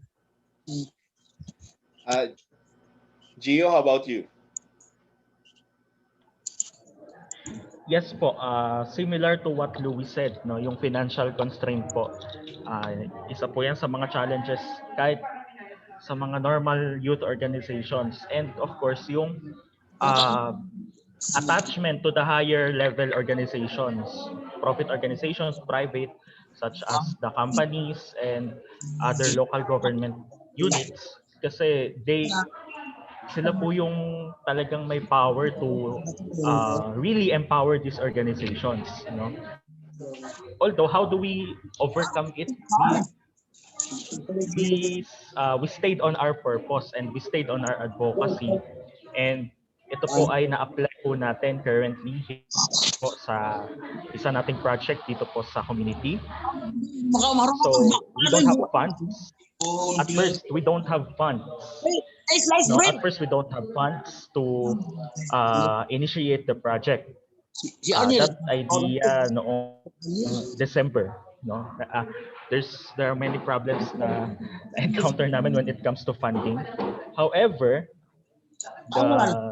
the one way we solve this is reaching out to other organizations and partnering to other civil society organizations and associations. And we are lucky na these organizations and other organizations are now looking for us to implement their project in the community. And since pandemic nga, and nagkaroon ng limitation on engagement on ground. So yun po ang ginagawa natin. We translate their project related to us, to our advocacy, and yeah, it's a sort of building and nurturing the social capital with your peers and with your partner organization. Right, thank you, Gio. And finally, Van. So, as an organization that is under a college institution, we have to undergo through several processes, offices to have our proposals accepted. And sometimes, ayun, either nade-delay or naka-cancel or hindi kami napapayagan na ituloy yung mga projects namin. So, that could be seen as one of the major challenges for us as a school-based organization. Then, similarly with the rest, the lack of funds is another um, problem for us, especially right now sa current pandemic. Hirap din to produce funds since lahat naman naghihirap ngayon. So, yun. And then, since our organization is still growing as well, we lack we also lack manpower, and we also are having a hard time to reach a larger scale or have a bigger influence in our project. So that could be seen as a challenge. However, we believe that despite the size of our projects or the influence we have on our target audience, we believe that no matter what size, it is a good development for our organization and the environment as well. So we just continue whatever we're doing, and like I said a while ago, we'll just keep on focusing our purpose, our objective on why we pursue these initiatives, and hopefully as times go by, we'll reach higher goals, higher targets, and a higher influence on in our nearby communities, and hopefully in the entire nation as well. Thank you, Van, Louis, and Gio. No? Now, let me just read some of the messages here sa chat. No? So, some are doing protected landscape efforts. There are some who are, ito. One challenge is yung pursuing or doing public speaking. Yeah, because they want to inform other people about the importance of biodiversity conservation. Sige, we'll take note of that, June. No? Baka our succeeding webinars will be on how to, or not just webinar, maybe we can come up with some activities on how to prepare our youth environmental leaders and organizations on communications and public speaking engagement. And then here, some are doing watershed protection, conservation, and here, pursuing work related to indigenous knowledge. Yan, dami, no? So yeah, binabasa ko lang yung Rando. Medyo, thank you. Keep them coming, no? But, to continue our conversation in a different platform, itutuloy natin Vanessa, Louie, and Gio now, but this time together with our larger group of participants, lilipat tayo maya-maya doon sa Mentimeter. Gagamitin natin yung Mentimeter to be able to broaden our discussion para makasama yung iba pa. No? But before we do that, there's a video message coming from Gab Mejia, and we will play that. And after we play the video, we will go straight to the Mentimeter, and I will ask again the help of Kuya Oli to help facilitate the Mentimeter online interaction with all our participants, including the three of you. Pero ang dami paling messages, so thank you. Keep them coming. At this stage pala, we are still around 261 of us are still here. I don't know how many are in Facebook watching. Mag-apologize lang ako. I think we underestimated the time required to entertain all these discussions. Okay pa ba kayo? Are you okay lang ba magtuloy pa tayo, no? Overtime tayo ng konti. Anyway, we don't do this every day, and hopefully you can bear with us. So, Ate Pia, can we now play the message of Gab? And then, hey everybody, my name is Gab Mejia. I'm a conservation photographer and environmental storyteller. I'm also a National Geographic explorer covering stories on wildlife, the climate crisis, our indigenous people, and the social environmental issues happening in the Philippines and beyond. But beyond the scope of work of mine in storytelling, photography, and science communication, I've dedicated my life and career in advocating for the conservation of our wetlands and migratory species. Our country, the Philippines, is blessed with the most amazing and rare wildlife, from the Philippine eagle, the tamarao, the tarsier, and all sorts of other endemic and endangered flora and fauna. 3 years ago in 2018, I've come to realize how underrepresented our biodiversity and our amazing natural ecosystems in the global scheme of development. Our stories in the Philippines aren't being told to the world, and more so in realizing the imminent crisis that climate change and the carbon major groups have brought upon our country as seen by typhoons, droughts, and biodiversity loss.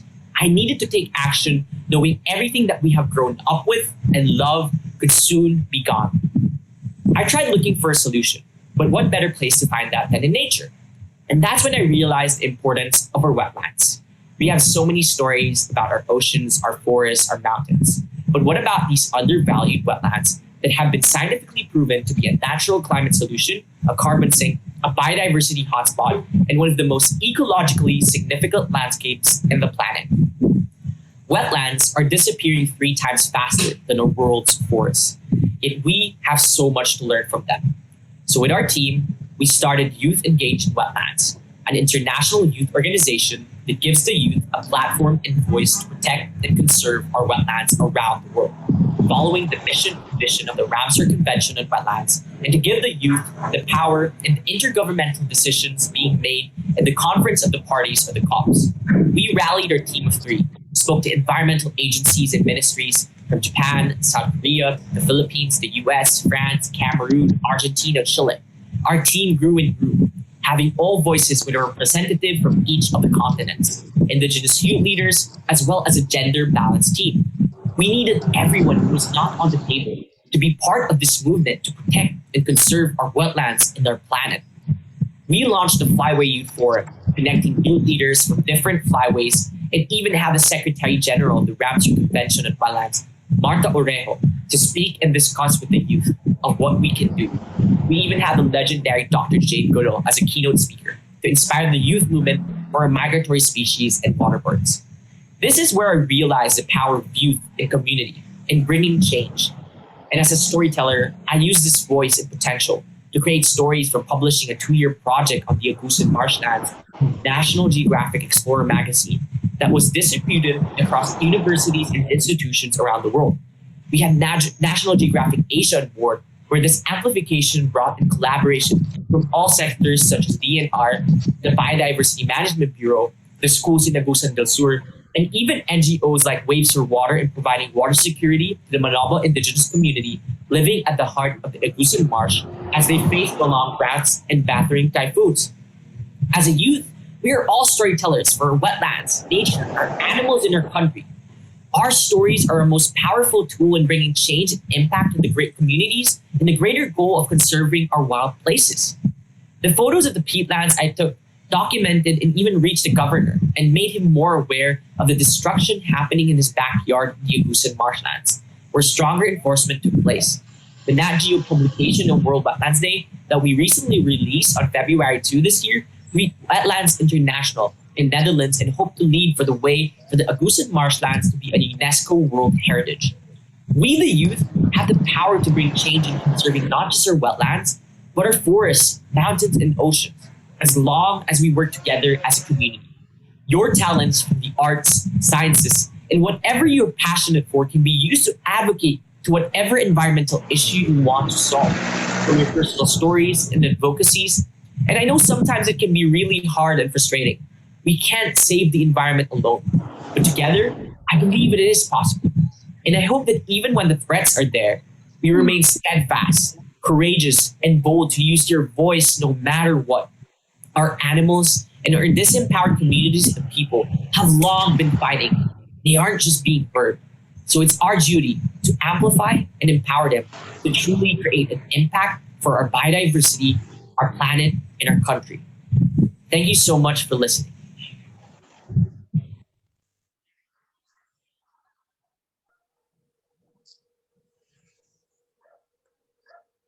Okay, so palakpakan naman natin si Gab at yung ating youth leaders who share their experience. So si Banes, si Clarence, si Louie, and of course si Gab. No? So maraming salamat sa apat pa lang yan narinig natin at yung iba nag-chat sa ating chat box. So we want to listen to you more, share your experiences, your challenges, and of course your aspiration. So very powerful messages that are coming out from the 4 youth leaders that we have invited, and from your comments is your stories matter. You can make a difference, and you have the power to create a better world for us. So kaming mga nauna, na-inspire lalo sa inyong mga sinabi at sinishare sa atin.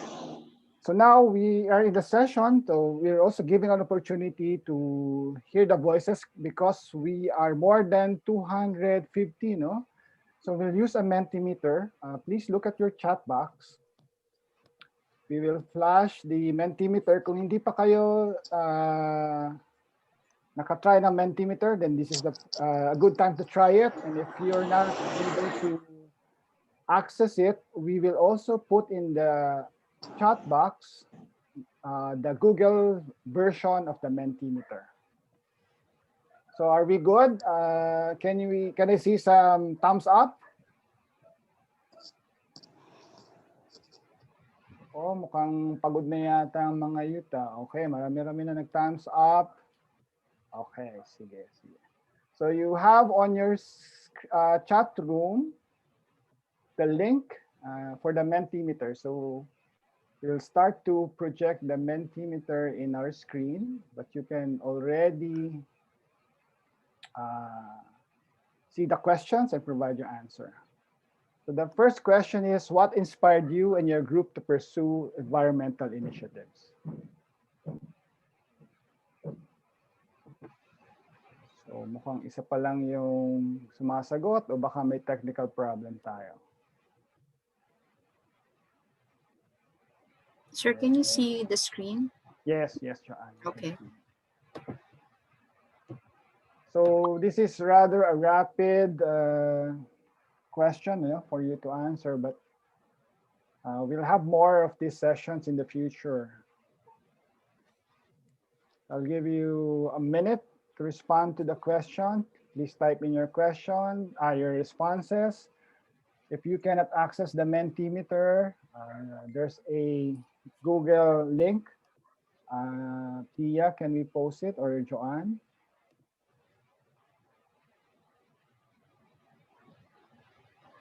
I hope you can read it from your screen, though, because we will not have time to read all of your comments or responses.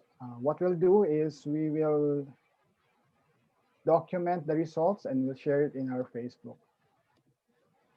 So si Miss Neri, our youth, cannot access it both from the Facebook and from the Mentimeter. So we'll provide you with the Google link. So you have a Google link just posted by Ate Pia. So Ate Neri, you can try that in your link. So we have 31 responses so far. Yes? Baka pwede rin nating i-post doon sa Facebook comment section. Baka yung iba joining via Facebook. Baka they also would like to participate.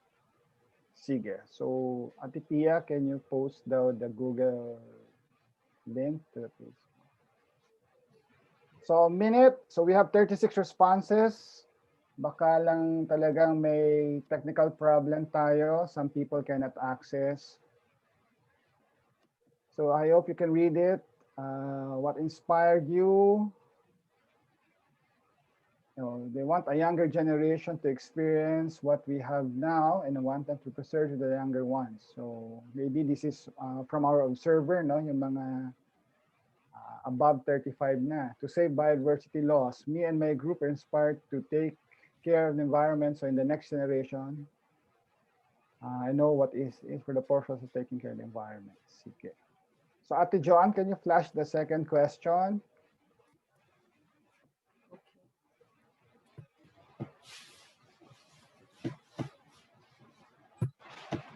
Wait, sir. Sige lang. At least madami na yung nagre-respond. We have 63 responses. So, Julieto, Dalagma, Matigsalog Culture Communities. Yes, we recognize we have a connection access problems, but we're hoping we can address it through the Google link and through our Facebook. And if not, we will we will post the results later. Okay.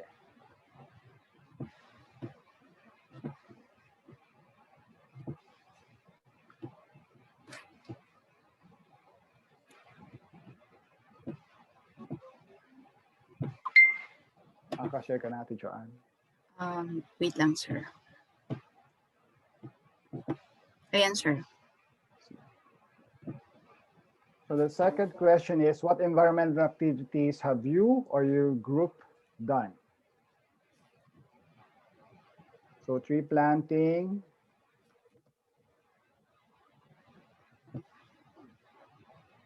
underwater cleanup, beach cleanup, tree planting. Kuya Jerome, ano ba yung term natin? Hindi na uso yung tree planting, di ba? Ano tayo? Either enrichment planting or yung talagang forest rehabilitation or yung ating rainforestation. Kasi pag tree planting, ano lang, tatanim natin, tapos iiwan na natin. So dapat may maintenance work, may maintenance and protection. So it has to be not just a one-time event. Yes. So sabi ni Kuya, nakakatulong din. I mean, nakakatulong din siya, pero kung gusto natin na ensure na yung effort natin sa pagtatanim ay magiging talagang buhay na puno, kailangan babalik-balikan natin na talagaan. Dahil pag-ibig ngayon, di ba?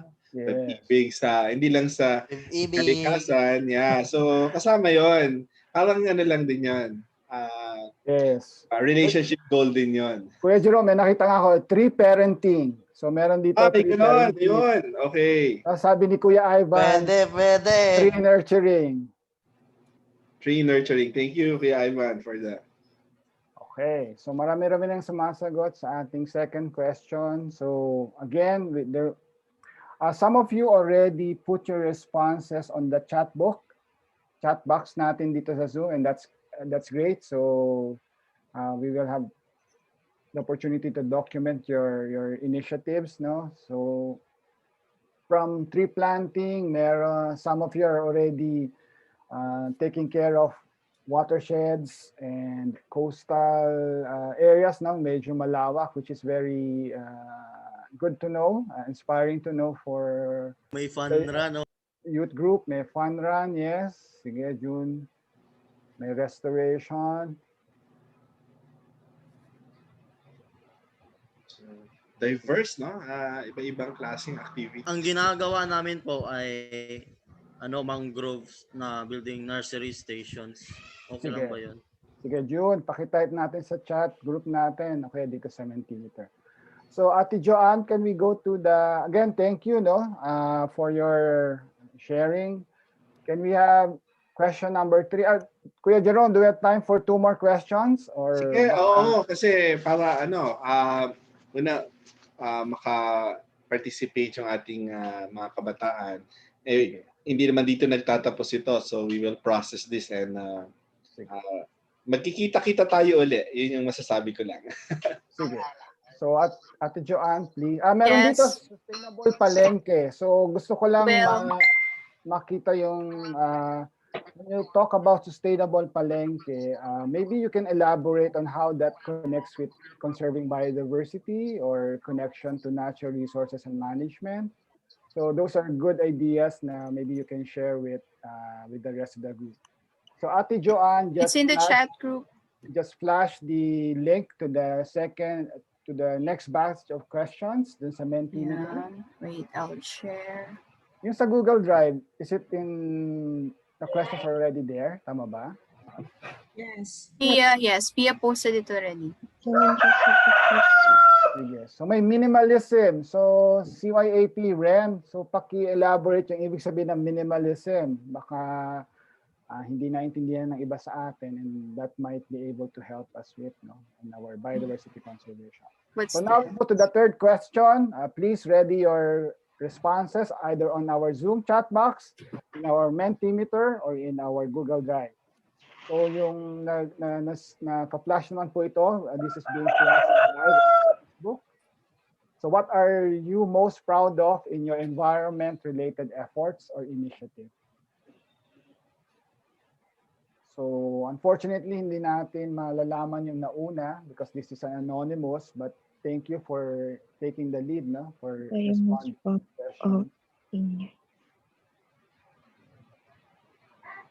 So ano yung nakaka-proud, ika nga. So, hashtag. Wow. Making the environment healthy and clean. Amplifying the voices of community conservation champions. Yes. So suggestion ko lang po, may I suggest to the youth who has not yet responded, if you can put in your response your specific area para mas makita natin, So if you say making the environment healthy and clean, so saan siya? Mas para rin ma-appreciate ng iba natin na meron palang nangyayari. There's something that are being initiated in a particular area. So for those who haven't responded yet to the Mentimeter, if you can indicate your group or your area. So, bringing people to work together and seeing a chance at positive change. Wow. Helping environment and other species habitat. So kung nalagay lang sana natin kung saan siya, di ba? Para ma-appreciate natin yung kapwa nating kabataan. So where that area is. Okay, so I think we have a critical mass who responded. I think you can still put in your responses sa Mentimeter while Ate Joanne hasn't closed it yet. So may chance tayo to share our voices, to share ours. Ayan. Oli, meron din mga nag-submit ng sagot dito sa chat box. So yes. We'll take note of that as well. Yes. Doesn't the use of commercial products encourage young ones to eat healthy and plant-based food? Okay, Joanne, may question? Last question. For challenge.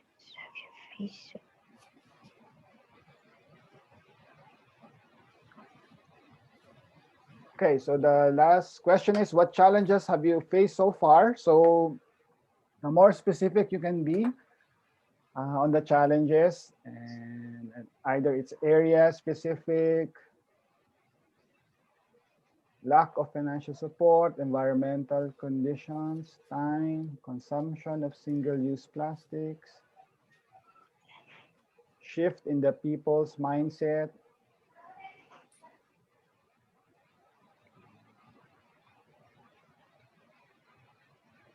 attitude of people who doesn't care for the environment, self-motivation is a challenge. Okay, so thank you sa LGU CSFLU for explaining what it means yung sustainable palengke. And it may help us to see what they're doing and probably get in touch with them if you find that very interesting to pursue.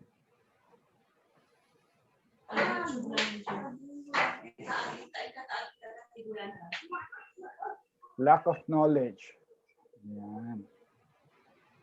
Lack of financial support.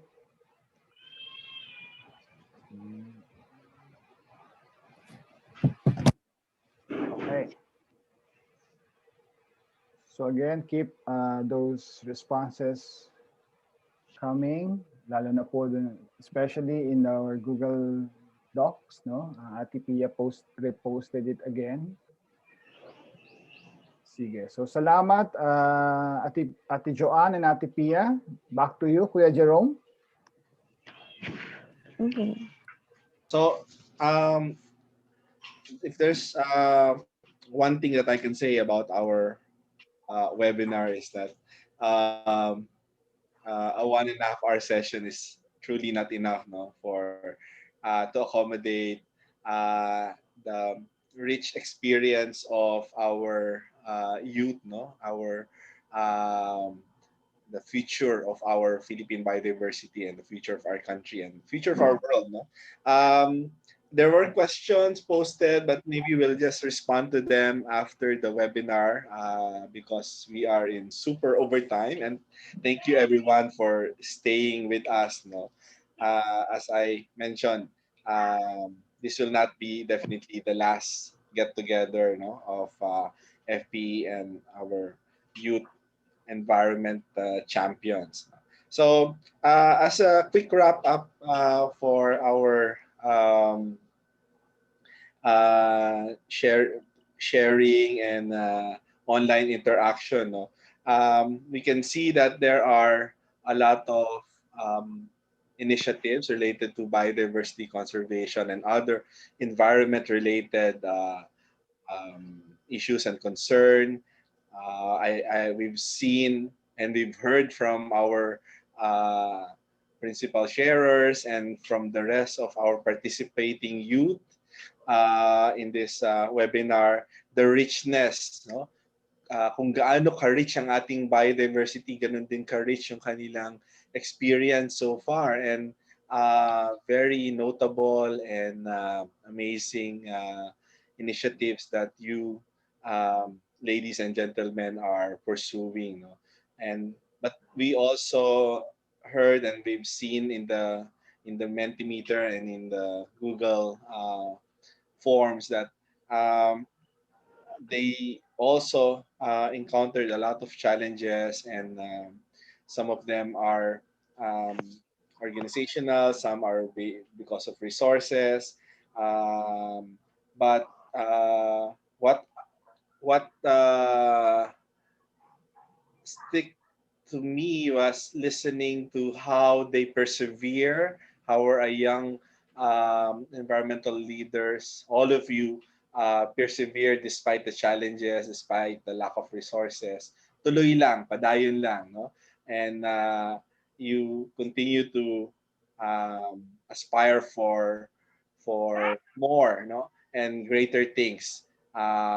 To be able to contribute to the conservation of biodiversity and to help address yung ating looming environmental crisis. And many other environmental challenges that your generation is facing.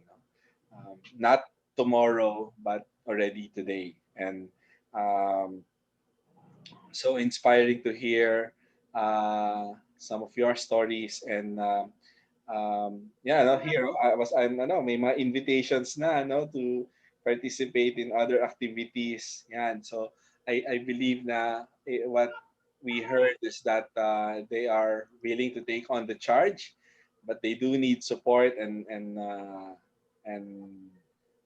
assistance from different sectors and organizations. But I think there's no doubt our youth are willing to and are already taking on the role and responsibility to ensure a more sustainable future.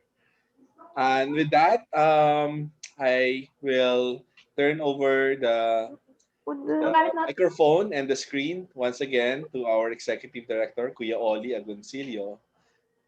But if you'll notice, he will not do the traditional closing remarks because we're not closing anything. We're actually going to open something new, a new journey, and we hope that um, our humble contribution would add value to what our young environmental champions, are already doing, and for the many more initiatives that you are about to start. So, without further ado, I would like now to call on Kuya Oli for the next steps. Okay. So, Kuya Oli, Okay, microphone is yours. so bago natin pag-usapan, before we talk about the next steps, can we give a round of applause to Kuya Jerome, who's really one of the hardworking people from FPE who started the idea of having this webinar. No? So maraming salamat, Kuya Jerome. Thank you, Kuya Oli. Yan na ba yung formal Thank you, graduation Kuya ko from Jerome. being a youth? Ay, salamat, June. Yan na siguro yan, aking ceremonial and formal step up. Okay, so kayo na bahala. Pero we're here to support you. Kuya Oli. Thank you, Kuya Jerome. So it's been almost 3 hours, no, for our webinar for this afternoon. This is our webinar, and we are really very inspired and enthusiastic hearing from you all, from the youth leaders that we have invited, from the chat groups, and from the comments on the Mentimeter. Let me walk through you on what could be the next steps, no, for FPE and for all of you, no. So what's next? So as we explained in our video and then from the sharing of Kuya Jerome, since our establishment almost 30 years ago, we are a local funding agency that provides supports and grants, in terms of grants and financial support to organizations, local organizations. So that is our main or traditional area of assistance that we provide to, that's our mandate, no? And we provide through to grants. So if you haven't checked our website yet, so it's www.fpe.ph. And for your group or for other organizations that you know of, since many of you are helping or working with indigenous peoples, with local communities, with your local governments, with your officers in your school, your advisors, etc. So please visit our website to know more about how to apply for FPE support.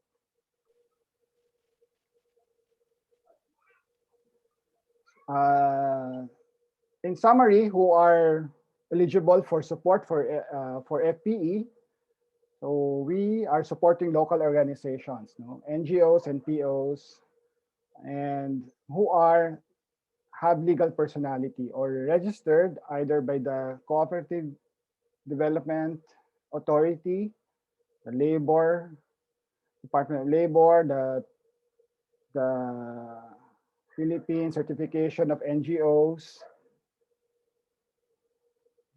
and SEC, and at least 3 years of existence. So in your screen, these are the funding level, sorry, that we support, no? So we have the funding levels for people's organization and indigenous people's organization. We provide support to up to 300,000 pesos. For small grants, 200,000, and then you have level 1 to 3. Then you can see to the extent yung maximum support natin for grant level. So these are the traditional mainstream support that we are providing over the years. And what is more exciting for you? So ito yung aming ano na something to tickle your brains, no? To think more of how we can support you and to have the environment. So our main thrust for the next few months, for the next 4 to 5 months, is to strengthen our partnership with the youth as a major force of change. As mentioned by Kuya Jerome earlier on, we have some engagement with the youth.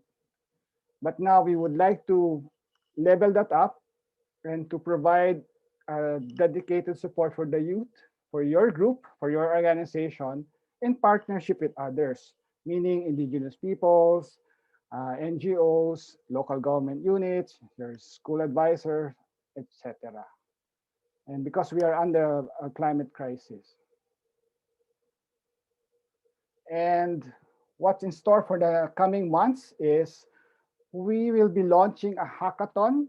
I don't know if you're familiar with the word, but that is something that we would like to harness the innovations from the youth sector as yourselves, looking at conservation and climate change crisis or opportunities that is out there. And we will roll this out in the next few months. And what is being flashed on our screens are some of the thematic areas that we will pursue, that we will also announce in our website for you to participate, or to other youth organizations that you know that could participate. So the main thematic area that we're looking at is conservation of marine and terrestrial ecosystems and biodiversity, ecosystems-based climate change, adaptation and mitigation. So the operative word is solutional actions to address risks and vulnerabilities. So we use ecosystems-based here to draw attention on biodiversity, the link of biodiversity and climate crisis. So it's very important to link the two together and see how your organization can come up with practical solutions in different scales, whether in your communities, in your region, and of course, on a national scale.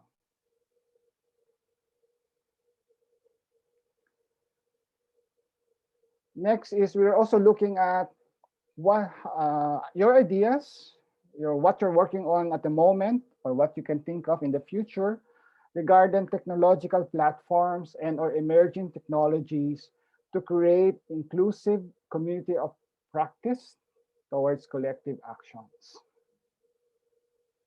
And lastly, enhancing information, education, and communications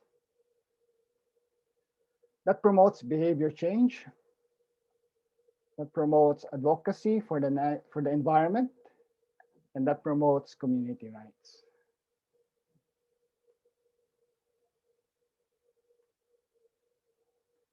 So here are our contact numbers for if you know of a group that qualifies for our main, or what we can call traditional grant giving mechanisms, yung grant levels kanina.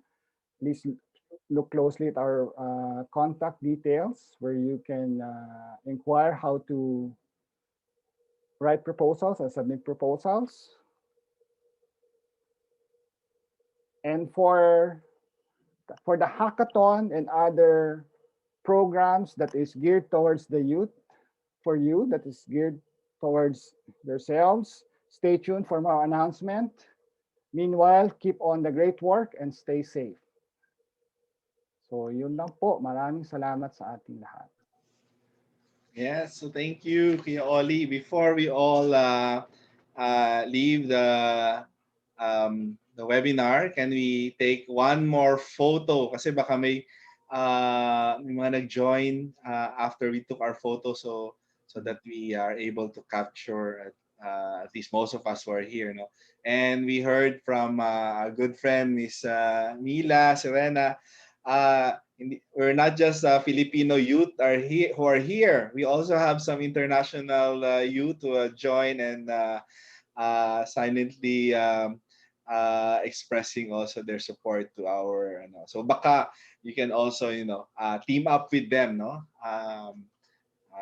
for your future actions. Sige. Okay. So Kuya Jerome, may request lang si Ate Pia in the chat group. Yes, oo. If you're interested, sige, ikaw na, Kuya Jerome. Saan ba yun? Sorry, nawala, na-minimize ko na yung aking chat. Ito. So if you're interested to have certificate for this webinar, so Ate Pia posted the Google link for the evaluation. So yun lang po yung ating request. If fill up the evaluation so that your feedback will be very important for us moving forward on the hackathon and the support that we could work with you on. And of course, that will also help us in getting back to you for more announcement in the future. So kung wala po tayo, if you don't, according to Ate Pia, if we don't fill up the evaluation, then wala po tayong certificate. Okay. Pakipost daw po again. Ate Pia, pakipost daw po before we take photo. Oo. May thumbs up ba? Thumbs up? Kuya Oli, may utang pala ako. May promise ako. Baka hindi sila makatulog yung mga hindi nakasagot kanina.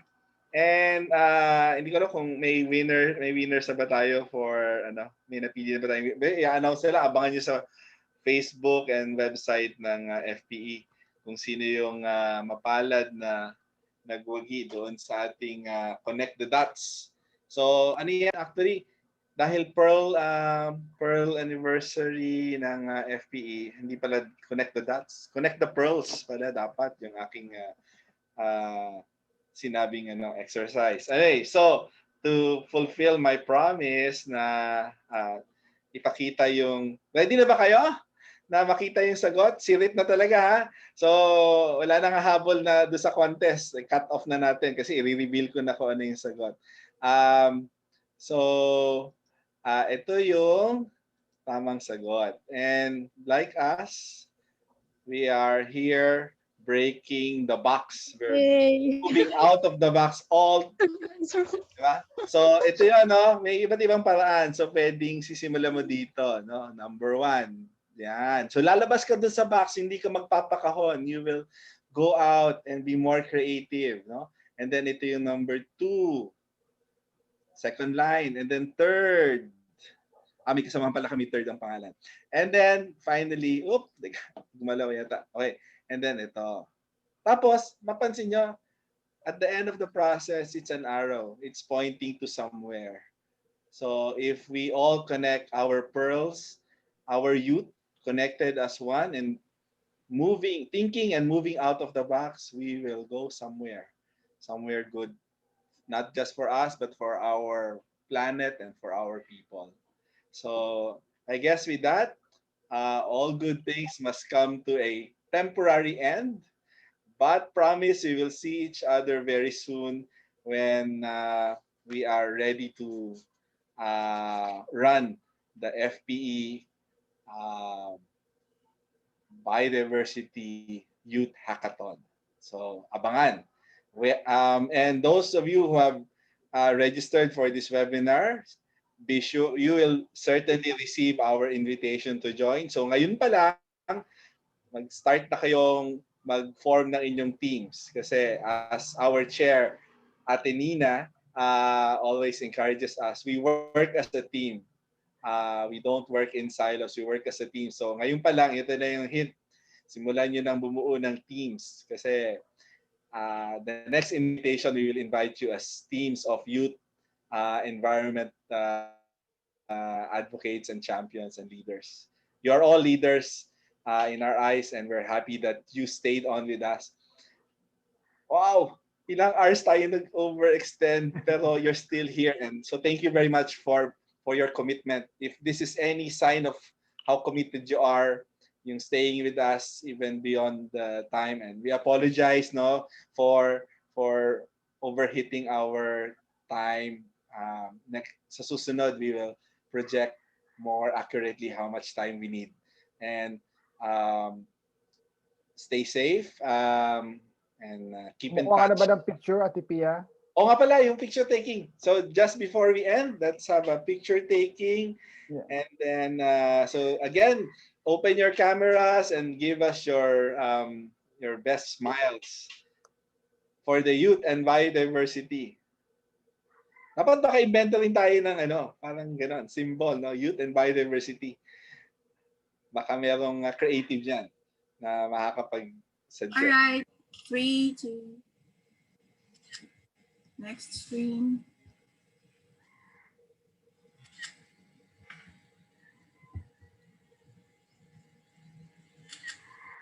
Si Luz Dina, nagme-merienda na.